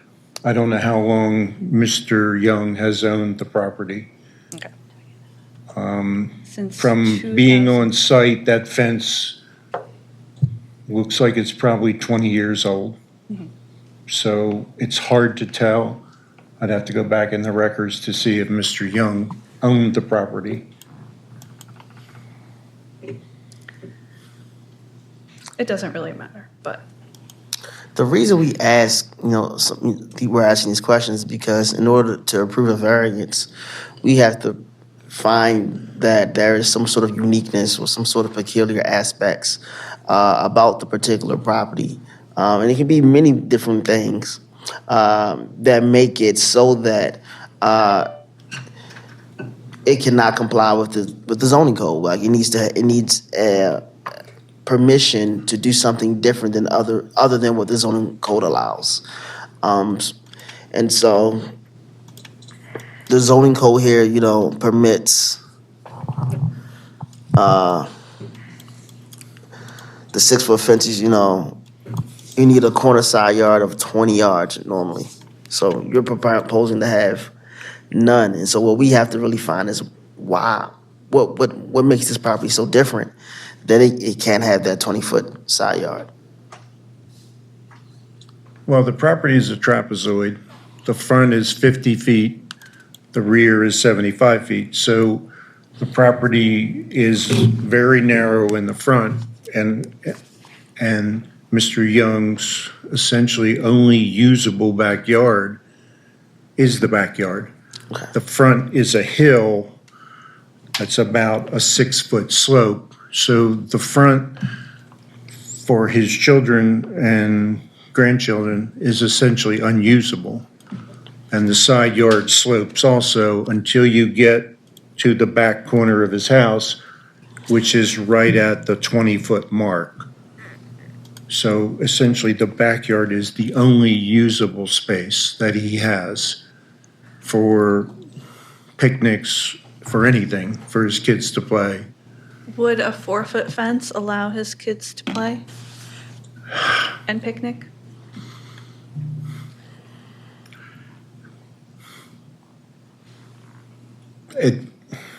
More than likely it would. However, it doesn't give him the security that he would like from people passing by on the street. And it would clearly be, one section would be 6 foot, then we'd have to drop to 4 foot. So in terms of the fishbowl effect, he'd still have the fishbowl effect of every corner property in the city with fences. Right, I think that might be my point, is that every corner property in the city has the same situation where you're not allowed to have a 6-foot fence all the way around like your next door neighbor might because they're an interior lot and you are a corner lot. And so that's. Can I ask you a question? What is the purpose of this zoning code? Because, we do fencing from Cecil County all the way down into It's Virginia. visibility. And this is the only jurisdiction that has this corner property restriction. Yeah, the intent of the zoning code is on corner lots to not have fences exceed 6 feet because of visibility around traffic. And making sure that those corners are daylighted. That's the idea, so. And to remove, especially in some of these more sort of suburban design neighborhoods, to eliminate sort of the fortress feel, I think is probably. Eliminate what? The feel, the fortressing of home, so you can see it. But I think, I think what we're trying to come to is that we've seen this before with corner properties that have differentiation in grade from the foundation of the house to the curb. If you put a 6-foot fence on the property line that you're proposing, you actually don't get 6 feet on the corner. Right. And so we've approved that in the past. And so I think it's the and so we're here just today on the fence height or where it's located. Well, it's kind of both. Okay. It's one or the other. Yeah, You know. because if it was a 4-foot fence, they wouldn't need the variance, right? They would for the encroachment. No, Okay. it's permitted encroachment up to 4 feet. So they could have a fence by right that's 4 feet tall on the corner side lot line. It's just the fact that it's 6 feet on the corner side that makes it a variance, whether that's a variance to the side yard or whether it's a variance to fence height is kind of a matter of interpretation. Yeah. Because they could, build the fence however many feet in is required. It just would be not the entire yard. Yeah. And even then, it can't be 6 feet. No, it could, because the permitted encroachment is into a required yard. So if it's not in the required side yard, then you don't need to go the permitted encroachment route. And so does anybody know the amount that the fence would need to be moved in toward the house on the side in order to have it not? So it's R3, so 20 feet in. Yeah. And the distance from the house to the curb is less than that. Yeah. Well, it's about, according to this diagram, it looks like it's about 20 feet from, so the existing house is conforming. So if you just built the fence going straight back along the house line to the rear yard, that would not require a variance. It's this part that does require the variance. Yeah. Does that make sense, sir? I mean, he's the one who submitted the drawing. Yeah. Yeah, the back corner of the house on the left side, on the Plummer Avenue side, is 20 feet from the curb. Yeah. So I think what she's saying is if you look at the house and you were building directly from the side of the house back, you could build that 6-foot fence by right. But because you want to carve out and build the fence all the way to the curb, you eliminate your encroaching on the side yard. And so you have a couple of options. You can either move the fence in so that it lines up with the house and you can do a 6-foot fence. And then you can do that on the back of the property. So you would leave a percentage of the side yard unfenced. Or you could do a 4-foot fence on the lot line. So those are sort of the ways that you can do that without our approval. And so I don't know if that's something you want to take back to the homeowner as an option. But we just have to be careful in how we rule on these, because we get these all the time, because we want to make sure that we're being consistent in our ruling. And so I always like to point out when there's options for people to achieve closely to what they want, which is security of the foot traffic coming to the corner. You can get your 6-foot fence, you just have to move it in. And so the backyard dimensions from the house to the rear fence wouldn't change. It would just be the dimension of the fence to the curb. Does that make sense? It makes sense, but Yeah. if I'm the homeowner, to me, it's a hardship to lose 1,500 square feet of my backyard. You don't lose No, it. lose it. It You just still can't use be it. fenced. Inside a 6-foot fence. Yeah. I can put a 4-foot fence there, but it doesn't meet all of, it doesn't give me the security and So the ability. So right now, because of the property being on the corner, we have to balance those things, right? So we have to balance the security with, and then the homeowner's desire to maximize the square footage of the fenced-in yard. And so to me, there is a solution to get the 6-foot fence to address the security issue, but you will lose a carve out of what your diagram showed. And so I would say there's, we always like to present the option. There's a solution that I think meets the needs. It also, I understand that it's not ideal or exactly what the property owner wants, but that's part of living in a city, is we just have to figure out how to fairly apply these standards across similar properties across the city. And so that's sort of where I'm at. It feels Yeah, like I'm saying. Yeah. there's a solution to the security issue. It does mean that you lose a percentage of the yard that is fenced in, but it's still available. Yeah.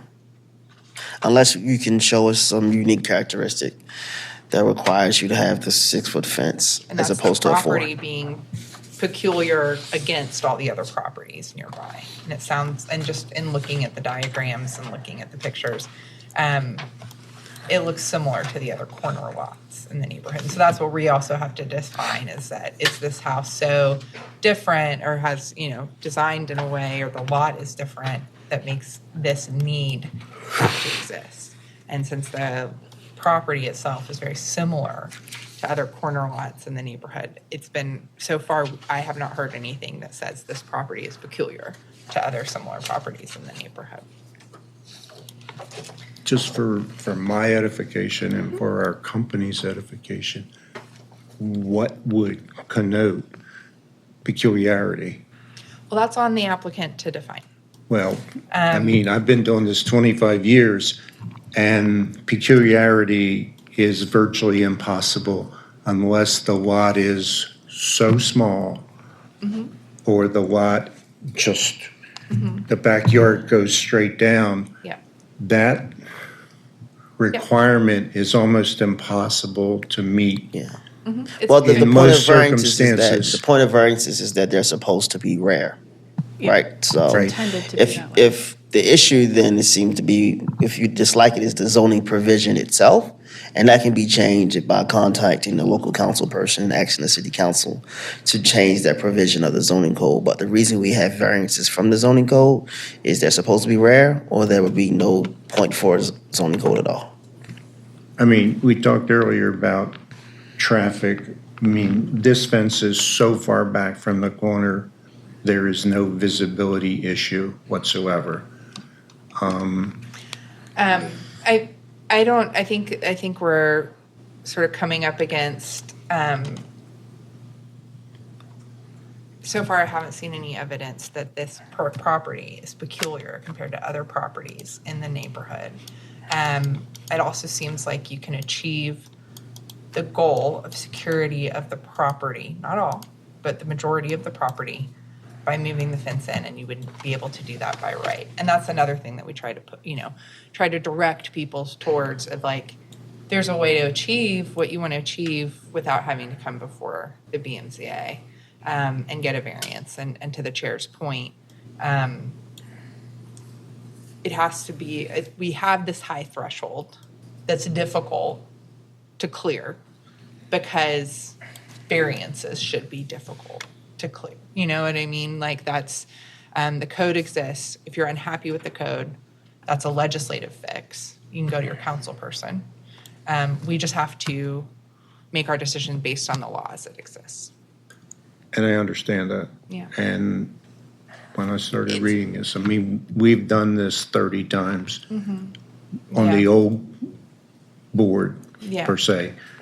Yeah. When you and I apply think, this standard, I think we would, one of the things that we hear a lot is that there were some ways that an older BMZA board made decisions that actually were contrary to the law, and that and the city got their hands slapped for it.